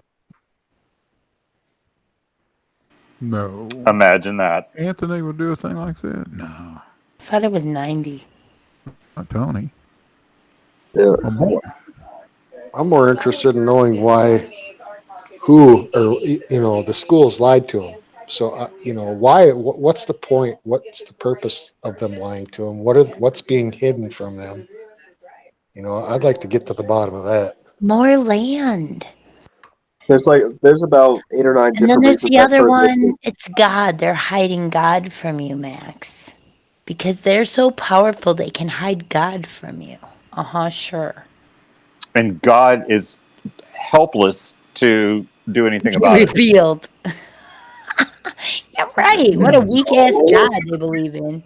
God is perfect, omnipotent, omnibenevolent, and all-knowing. Yeah, NASA's not hiding God from anybody. Come on. Yeah. What? How come he made math so damn hard, Barney? Right. That wasn't very, very benevolent on his part. Don't use that word, dude. It's been played out already by one chick yesterday. Oh, you really don't want to get into theological epistemology with me? Yes, the problem of evil. I am persuaded by the problem of evil, but it is not a logical argument. It is a probabilistic argument that doesn't hold up. If God is so powerful, why does Jesus have to cut everybody's grass in Florida? How? I'm going to have to use that one. You're going to get the internet shut down with jokes like that. Jesus invented planking. Oh. There goes the internet. How's it going? How's it going, guys? Hi, Pinocchio. It's going okay. Yeah, just call me Manny. I messed up on my last name. My bad. I know, but I love calling you Pinocchio. That's not real. That's not my real last name. But hey, I was just. You named yourself that, and it suits so perfectly. No, I actually like the song. That's why I named myself that. I like the song, but yeah, it's kind of doesn't fit me that well. But hey, how's it going? There was this dude way back in the day named Manny. He worked in Navy finance, and he fucked up my paycheck. I was an E3, not making a damn thing to begin with, and fucked up my paycheck like 3 months in a row. I just want to make sure that's not you. That's not me. Okay, then you're forgiven. We're good. So Manny, I see the. Are you into hockey? There's a ton of Manny's, man. Manny, There's a do you ton play of hockey? Manny's. Yeah, but there's a ton of. Hold on, Schrodinger. I'll get to you right now. There's a ton of Manny's. Schrodinger's cat. There's Yeah, it probably was a like Filipino dude. Yeah, I'm not Filipino, and there's a ton of Manny's. So yeah, but it's all good. And who asked if I play hockey? Maxwell. Yeah, I did. I was just wondering, Yeah, are you in the why? United States or? Yeah, I'm in California. Oh, And never you? mind. Why? Do you play? Yeah, I used to. Well, I played in the old guys league when I was stationed in Colorado. You played beer league when you were Yeah, stationed in I Colorado. played beer leagues. Yeah, I played with some What old level? pros. I Well, played with. yeah. We get to play with pros. That's part of the because a lot of them they come to the beer leagues for just for practice and that sort of thing, right? Yeah, exactly. And I thought I was in shape until a damn 65-year-old skated circles around me. Yeah, it's all good as long as you're still continuing. Doesn't matter how the level you're in. What matters is that you're having fun and you're continuing. That's what matters, and that's the hard part too because because of a lot of different factors. But yeah, why? What level did you play when you played? It was just beer league. It was some private Were thing you? that this guy No, Al. what I'm saying is you didn't practice it. Yeah, you just kind of went for like a one Well, timer I thing. played up until high school, and then I quit, and then I got out and did my own You thing, just gave it up. and then I joined the You gave it up. You could always come back to it. You know that, right? Yeah, there's not much place for it here. There's closest ice rink is 70 miles away. So Yeah, that's the hard part is that the ice. Like if you live far from the ice, and it's kind of inconvenient. You got to travel. You got to pay for the ice. It becomes a hassle. Hey, you live near me, Maxwell, don't you? no, I'm in Oklahoma. Oh, somebody was saying they live near Hampton Roads earlier. Can't remember who that was. Hey, Maxwell, we're neighbors. What's that, Brian? That's our neighbors. Are you in Texas? No, it's your east neighbor, Arkansas. Ah, Arkansas. Yeah, I want to go to Arkansas. I want to go to one of those mines that you can go dig around in and find diamonds. Oh, Jesus! Yeah, Murfreesboro. I seen somebody. It's in the middle of damn nowhere. I seen something news article the other day. Somebody found like a 4 or 5 carat diamond. Oh yeah. Some kid found like a $90,000 diamond a few years back. That's insane. If that was my property, I'd close it down and freaking mine it. It's actually a state park, so it can't. It's been public property Hey, forever. Maxwell. There's a chick in the chat room. Her name is Hannah Anderson. She wants to know if you're in Alaska. No, I'm in Oklahoma, Hannah. There you go.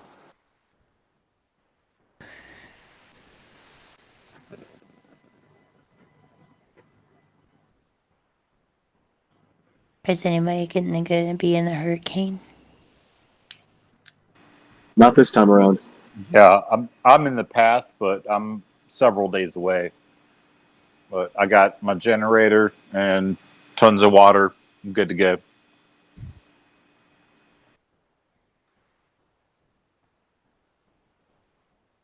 Pretty crazy that thing stalled out like that over the Bahamas. Yeah. Well, it doesn't have anything to pull it out of there. That's why. What's it doing now? It's just sitting outside of Florida. Right. It's kind of stalled out. It's going to pick up steam here in the next several hours. What strength is it now? I think it's a 4. Yeah, I think it's a 4. By the time it gets up here to Virginia, it'll be a 1, if even that. Yeah. But I've lived through worse. Isabel, when it went through this neighborhood years back, it looked like a bomb had hit my neighborhood. Hey, when you said you cut down trees, Schrodinger's, I just cut down a tree the other day, and my damn chainsaw wouldn't start. So my friend borrowed me his new top of the line still. It's fuel injected and it's tuned with the fucking computer. That thing cut like a laser beam. I didn't even have to apply any pressure. It just cut right through like butter. Oh yeah, my dad. It was amazing. My dad has a 30-year-old steel chainsaw that runs like a brand new, steel. I don't know what they do. I think it's black magic. They make the most badass chainsaws known to man. I agree with that. I love the one I had till some son of a bitch decided he needed it more than me. God damn it! You know what? Well, if I ever find that. Yeah. If I ever find that bastard, I'm gonna cut his damn legs off with it. But steel makes some badass chainsaws. Oh yeah. But yeah, I cut down tree. Well, I heat my house with wood. I've got a wood burning stove, and in the wintertime, I heat my house with firewood. That my family owns property, so we've got access to basically an unlimited amount of hardwood. So we cut down trees often. What kind of hardwood? The hurricane's only a 2 now. I just looked. What kind of hardwood you got, Cliff? Red oak, white oak, beechwood, and cherry here and there. Ooh. And then we've got a lot of what's it called? Why am I blanking on that name? Cedar. There's a lot of cedar on our land for some reason, and it's not great for burning. But when you do burn it, you get that nice smell that comes out of it. So the red, the white oak is what we burn, and if you can age it for about a year, it burns like coal. Oh yeah. I can pack my wood stove full at about 9 o'clock at night, and when I get up at 8 o'clock the next morning, I got some really nice coals that all I got to do is throw a couple more logs on top of it, and it heats the whole house. My central heat never comes on. So all my neighbors around me pay about $300 a month to heat their house in the winter, and I pay about $80. Don't be burning up that cherry, man. We can make furniture out of that.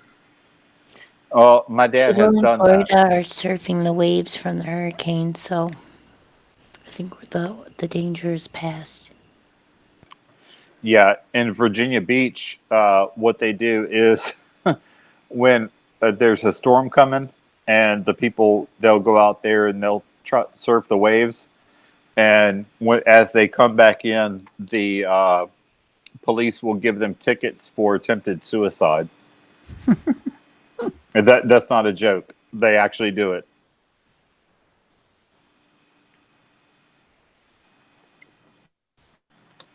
It's the only way they can get them to not go out there, because the undertows are so strong.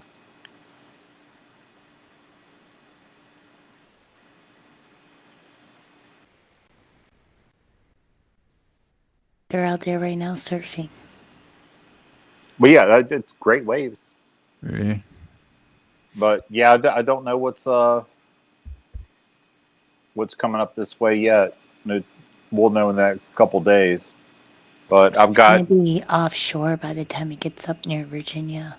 I would think so. Yeah, we'll probably get the edge of it. I got 20 gallons of gas and the generator and the water and everything. No big deal.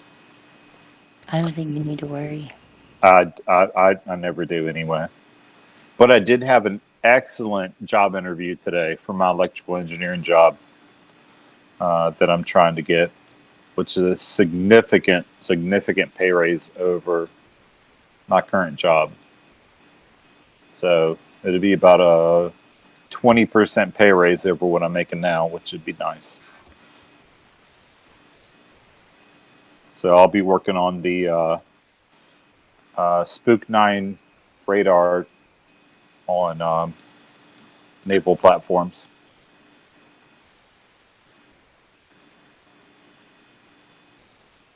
Sounds awesome. I'm going to catch y'all later. I'm going to grab a shower and head to bed and try to clear this sinus headache. Yep. Have a good one, Brian. See you, Brian.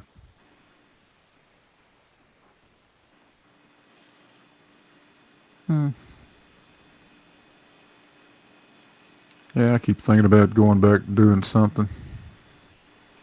It's funny because I did so much prep for this job interview and read everything I could. I knew what the Spook 9 was. But I went and read in depth all this stuff and walked in there, and these two guys, it's funny because one of them was an enlisted avionics tech, just like I was. He became an officer and retired as a lieutenant, just like I did. The other guy was a retired Navy enlisted person. And we go in this room and we basically bullshit, and we compare, what we did. We tell sea stories and all this. They look over my resume, and I walk out, and they say, "You're the kind of guy we're looking for. Our HR person will be calling you within the next couple of days." I did all that goddamn work. Yeah. But it's all worth it, when they call, because the salary is about $30K more than I'm making right now a year. Well, you're gonna have to go through all that shit anyway, so. Yeah. Well, they did say that, everything, and I understand this, and as electrical engineer, Harry, that you got to have your CPR qual, and mine's out of date. You're going to have to recertify with solder. Mine's out of date, and you got to do all of those things, but it's all worth it. You probably have to go through a bunch of OSHA shit too. OSHA, yeah, all the OSHA stuff. They talked about that. Yeah, that's time consuming. Yeah, you can do it online, but there aren't any real shortcuts. Well, yeah, but on the 1st and 15th, that's when it all matters. When that paycheck comes. Yeah, true. So, there'll be some travel involved, and I'm fine with that. I did non-deployments, so travel's not an issue. So, I'm looking forward to it. I should get this call tomorrow, and I will be a happy camper. Well, Dan, tell them you know an old guy in Tennessee that wants a part-time job. He doesn't want to do anything; just wants money. I think I could just send them to your channel, and they'd probably hire you on the spot. Oh, good. Do it. You could go do some NASA sleep studies there, Big Blue. I could, yeah. I could. I read about that. It looks painful.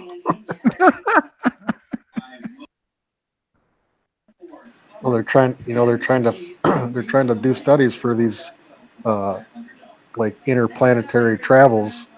So you're cooped up in this little shell. You're in a bed. You can sit up. I don't even know if you can stand up. I'm not sure. But I mean, and this is on a freaking monthly basis. I mean, you'd be in a bed for a month basically. Oh, you could just do that test on sailors. I mean, shit. When I was in my early enlisted days, I could not sit fully up in my bed. If you lay down for too long, your heart will be surrounded by fluid and you'll die. Okay, I don't know what you guys are talking about, but I did not forget I was live, Barney. I was on an insanely important phone call, so I do apologize for that. But yeah, I'm back. What the hell are you guys talking about? Oh, I was trying to warn them that if they lay down too long, their heart will surround itself with fluid and they'll die. What the? I think Well, laying down what is about fun. people that are in our comas? They have to have their heart pumps and rotated. They get physical therapy the whole time they're in the coma. Yeah, they like do like the leg pumps and the turning, like putting them on their sides and arm pump. Like they do everything to keep everything circulating. Their hearts get surrounded by fluid from laying down too long. Well, yeah, you could do that in a Navy rack. You can roll over and move your knees and everything. The thing I was saying is I couldn't fully sit up in my rack on a Navy ship. But you didn't always have to be laying there, did you? No, but I did as much as I could because I was lazy. If you lay down too long, your heart will surround itself with fluid and you'll die. Yeah, but but what is too long? Like if you lay down for maybe 3 months straight. Okay, but that's impossible. Or not? Whoa! It's not impossible. It's just not logical. Yeah. No, we're talking about NASA sleep studies, Sean. Yeah, but they don't make them do that for. Do they make them do that for 3 months straight? Yeah. Yeah. Look at. Well, I don't know. It's like 30 days or something. Why? Yeah, it's dangerous. Well, it's a sleep study. They want to see the effects on the body. Well, my understanding simulator things. My understanding is they have a like a centrifuge that they would be in that would swing them in alternate directions and mitigate those factors. Am I wrong?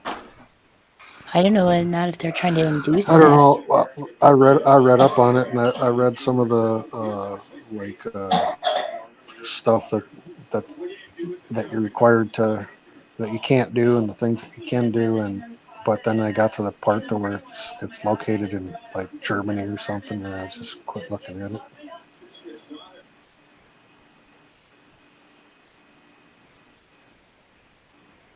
Seems like a bad idea. Yeah, I thought they had like this sort of turntable type thing. X is trolling us. That they would lie on, and it would spin. Well, that's like for people that are paralyzed, or that's what I've seen of people using it. I know what you're talking about. It's like that thing you would basically go on amusement parks where it does the centrifugal force thing where it spins in all the directions and everything. Right. Yeah. Right. I've seen them use that for like paralyzed people. Yeah, and my understanding was for people that are going to Mars or in deep space, that there would be some sort of apparatus like that they would get in for a certain period of time to mitigate the effects of weightlessness. It would basically simulate gravity. When they come back. You're saying when they come back? No. As they're gone, they would spend a certain amount of time per day or per week or whatever in this apparatus that would simulate something like 9.81 meters per second squared. It would spin. We talking about on the shuttle? What I mean? No. I'm confused. It would Everybody's be like laughing at you now because you said. Yeah, did you Schrodinger's? Did you look up the effects of that guy that spent 30 days on the space station? Or not 30 days, but 6 months or something. Someone stayed a year. A year. Well, yeah, a year, and when he landed, they had to freaking pick him up and put him in a wheelchair because the guy's muscle deterioration was so bad. Oh yeah. You walk. definitely lose your muscle mass, and that's why they have these things, and that's why they're trying to develop these things. That's what I'm talking about. What's even worse They is, have, was that the guy's first time in space? that was Kelly. What was his name? The twin. Yeah. Hmm? So, yeah, no. So that was like hell no, that wasn't his first. One of the biggest issues that I was reading a report about that. One of the biggest issues NASA actually had was that, or has, is that like astronauts when they came back, they were giving them false medical readings. Like they like ask them if certain things were hurting or how they felt. And the issue they found was that an astronaut will say anything to be able to get back into space, so they weren't sure if they were giving them accurate health, health. What do you call them? Evaluations. Yeah, or it's right. I mean, well, I understand that. I don't want to do it. I want to get back out there. Yeah, I had an issue just a little over a year ago where, because I go to the gym and I lift, pretty heavy. And what you mentioned, like 130, 140? I'm just kidding. Oh, it was at least like 125. Okay, cool, cool. When you're on a boat, you gotta be strong. It's not a boat, and I'm gonna come find you one day. But anyway, it's not fun, man. I see what you do to your wife. Leave me alone. Well, anyway, I was trying to show my son, and you'll appreciate this, Sean. I've got a heavy bag in my garage, and I was trying to show my son that if you turn your hips and you put your weight into a strike, that you can really put a lot of power into it. That's how Tyson knocked people out. Right. Well, I didn't put a glove on, and I was really trying to show him. So you have nice, wonderful bloody knuckles now. No. It's way worse than that. Kept going. Yeah. I run about 215 pounds, and I turned my hips, and I reared back, and I turned my shoulders and everything, and I crashed my fist into this heavy bag and wrecked my wrist. Yeah, that's why you're supposed to wrap them. You don't realize that right. The punching bag does not give anywhere near the give as the human body. That you would think. Well, right. The human body. So I don't care what I punch. It's if I punch someone in the head and it's all skull, there's still some give to it. There's the head gives, but a punching bag is designed not to give. And I hit it dead center. Yeah, I've done that quite a few times. I basically wrecked my wrist. Yeah, and ended up at the ER and ended up with 2 surgeries. And they wrapped. I had a cast up over the elbow. Oh shit! You split. You fractured all the way back. No. I just wrecked it to the point to where they didn't even want me to move my elbow. Damn. And so this was 10 weeks. And have you ever seen those shows where the fat people lose all their weight and the skin just sags? Yeah. I lost so much muscle that the skin, I could pull it. And it was just sagging off of my arm as the other one was pretty much normal. And the surgeon kept telling me, don't worry about it. It's all going to come back. You're going to be fine. So he put what he said was a hardware store into my wrist in the first surgery. Have you punched since then? Oh yeah. No, I'm fine now. Okay. This happened in September of 2018. Okay. And they pulled everything out in March of 2019. Yeah. Yeah. And I'm pretty much back. I was curling 60-pound dumbbells prior to my injury, and I'm up to 50s. Do you feel the strain in your elbow, or are you feeling the strain in your wrist?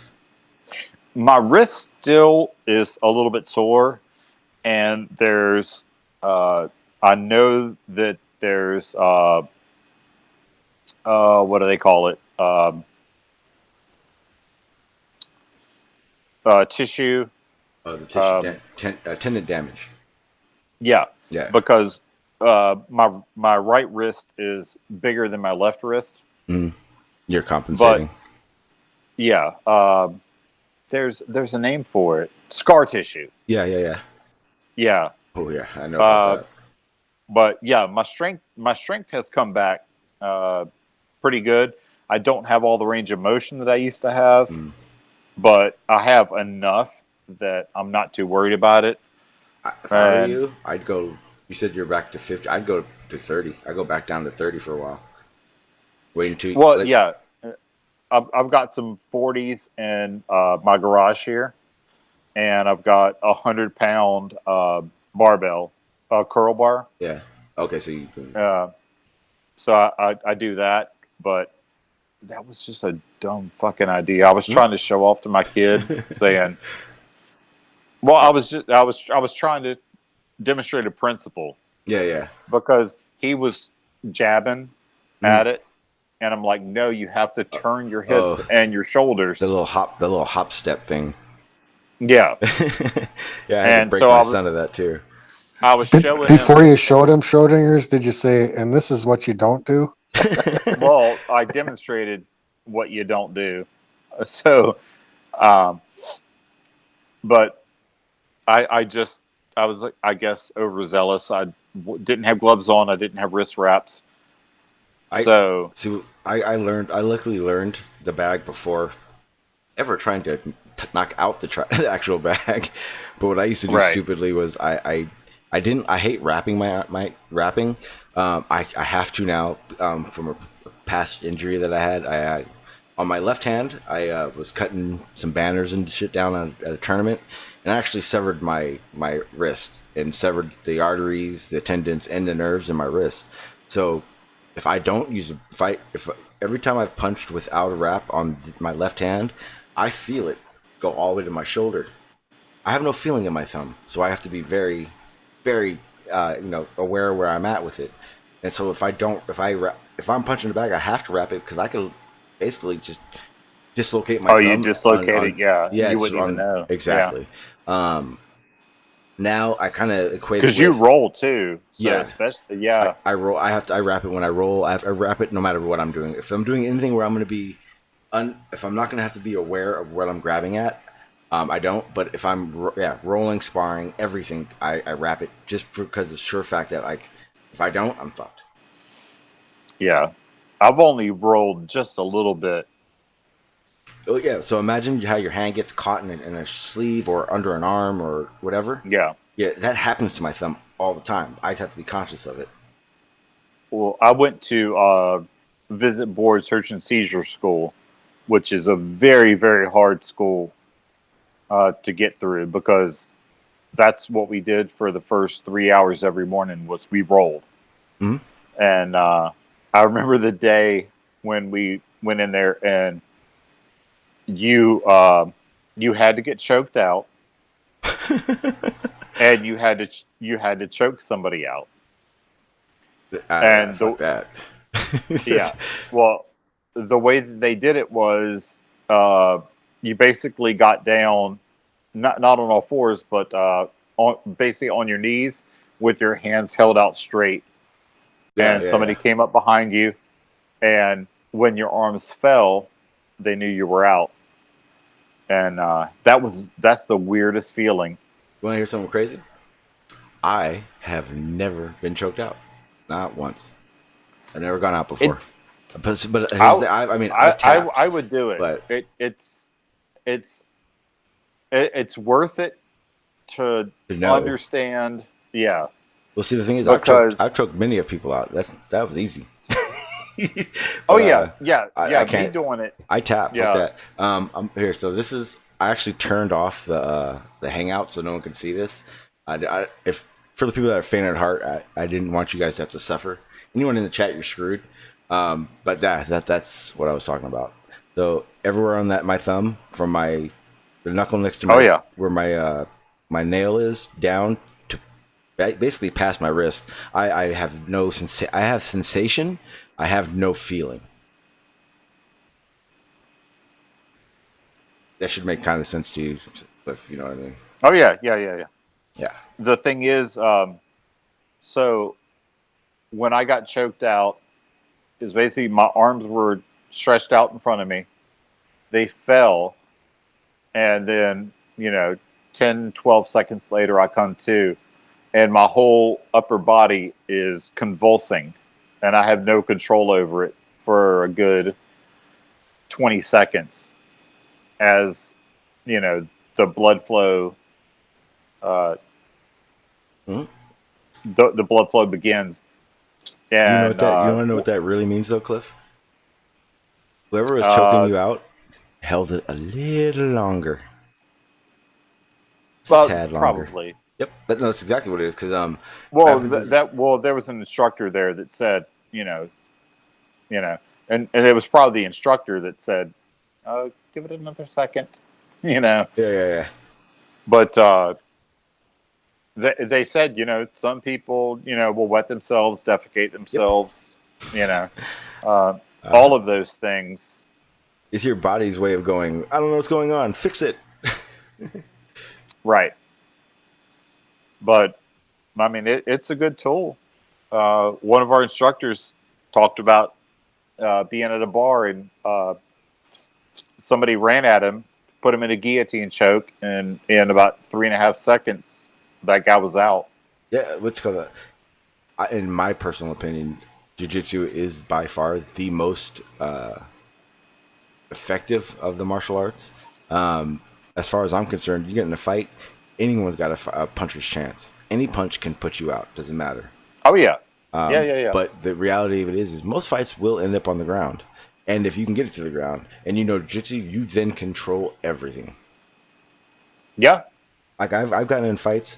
It's probably one of the last fights I got into, like a street fight wise, and it went to the ground, and it was probably like 3 minutes of me letting him just punch every might he had.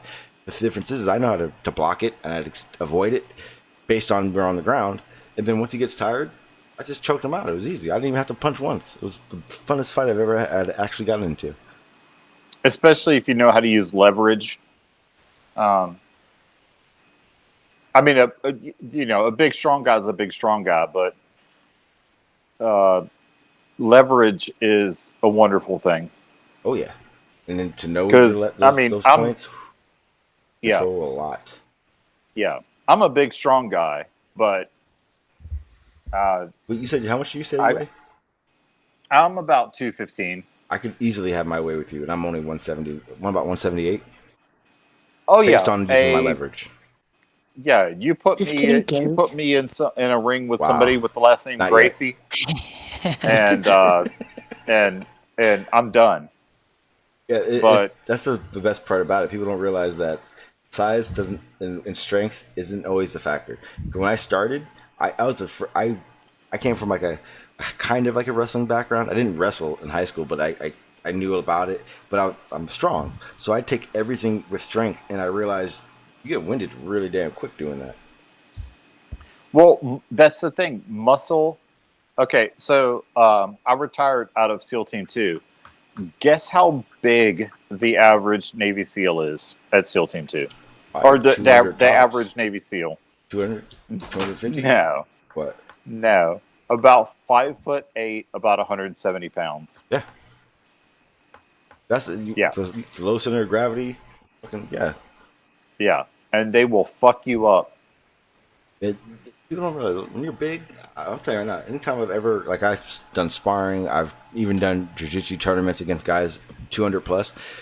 The best way to beat anyone like that, just tire them out. See how long they can last. The biggest Navy SEAL I ever knew was a senior chief named, we called him Scuba. I won't say his real name, but he worked with me. He was senior chief, and he was about 6'1", about 220 pounds. The biggest damn Navy SEAL that I had ever met. But when he would go have his physical, they would have to take his lung X-ray on one side and then move the X-ray and X-ray the other side of his lung. Like, that's how big his lungs were. So he was proportionally he was a small person and a scaled up. You know what I mean? Like he wasn't like just a small person who had grown big. Yeah. He was he was scaled up. And he could run and swim with any of them. He was just an anomaly. Yeah. But for the most part, these people, Olympic athletes and everything, aren't gigantic people. I ran a little bit, but I got to take off. I should too. My wife's probably going to come out here and punch me in the face. I wanted to say it was a great stream, but I kind of wasn't here for a lot of it. I apologize for that, but I was on a very, very important phone call that I had to take. I mean, I enjoyed the beginning of it. That was great. I hope everything didn't go to a shit show and people started killing each other. Oh no, we had fun. Big Blue was here, and we made fun of Chris Berry. And, okay, yeah. That's always fun. Yeah, it was fun. Okay. As long as that, like Aaron didn't jump on here, because like I said, he's a special person. We're gonna get into that. I'm gonna have him on the panel one of these days and see how serious he can be about stuff. But I do hate to. I think he ran away. Oh, okay, no worries. I do hate to have to take off like this, but I do appreciate you guys keeping the stream going, because this one was definitely on you guys. I appreciate that. Anyone got anything they want to promote or let everyone know what's going on? Well, wish me luck that I get my job. Good luck. Anyone else? I might send you a super chat if I do. Oh, well, then definitely good luck. Super duper luck. Good luck. Definitely going to be a big pay increase. Ooh. Yeah, good luck. Yeah, extreme luck, buddy. Anybody else got anything promoting coming out soon? Blue? Oh, I'm working on some stuff. Not quite there yet. All right. But it's coming. Oh, I'm sorry. You got anything going on? I don't know. Kind of lost my. I was making a video, but it's killing me. It's killing me inside. Just give like half ones. No, it's just about tragedies. Like, it's not even about tragedies. It's about like people who are just toxically tragic. So it's draining. It's a draining edit. Yeah, and it pisses me off. I think subconsciously, I think I get super like triggered. Well, yeah, if you're gonna surround yourself by what triggers people, most likely you're gonna get triggered. Yeah, so I can't even finish it, dude. I like tried to look at it today and it got stuck in my head and then I was pissed off for an hour for no reason. I think it's bad. I should release it into the world. I'm saying you should finish it, but if it's like that, maybe not. It might be like one of those weapons of mass destruction they talk about. Complete sets you off. Q, when you left YouTube, I sent you an email. I reached out and said, "Hey, I hope everything's going good and everything." I didn't hear anything back. It's because you started that edit. Dude, I just was cutting everybody off. She needed her time. That's fine. I got thick skin. I just cut everybody off because everything got all like weird and I didn't know what was going on and I didn't want to like talk to anybody because I didn't want to like go crazy on people like for no reason, and I just felt like it would be better if I just cut everybody off and thought about things for myself. Sometimes because I already had like a moment of like where I kind of misunderstood things, so. It's called a moment of clarity which is usually done by yourself.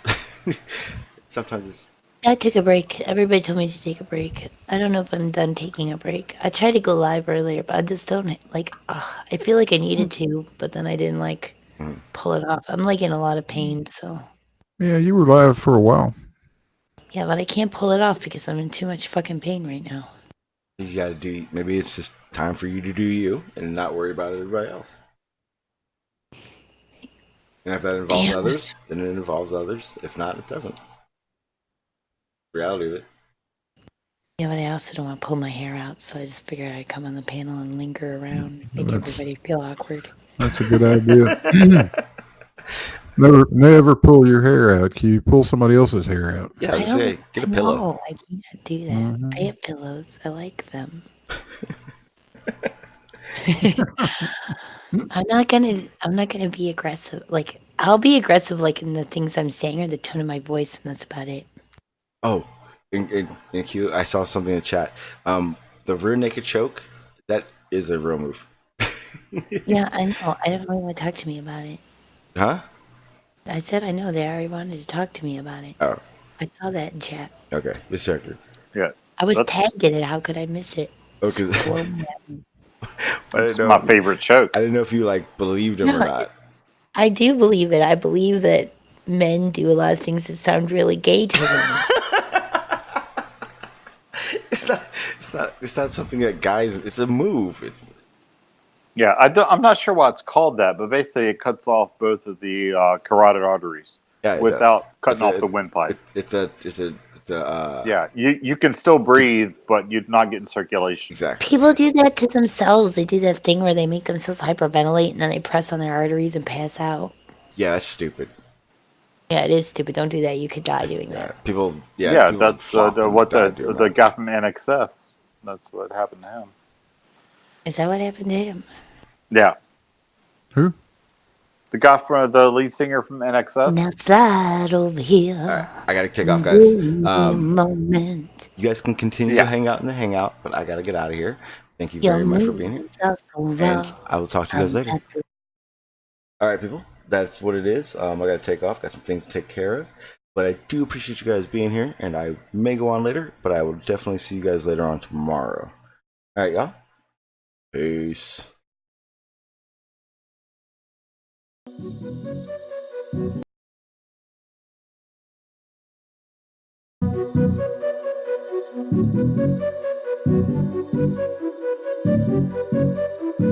you.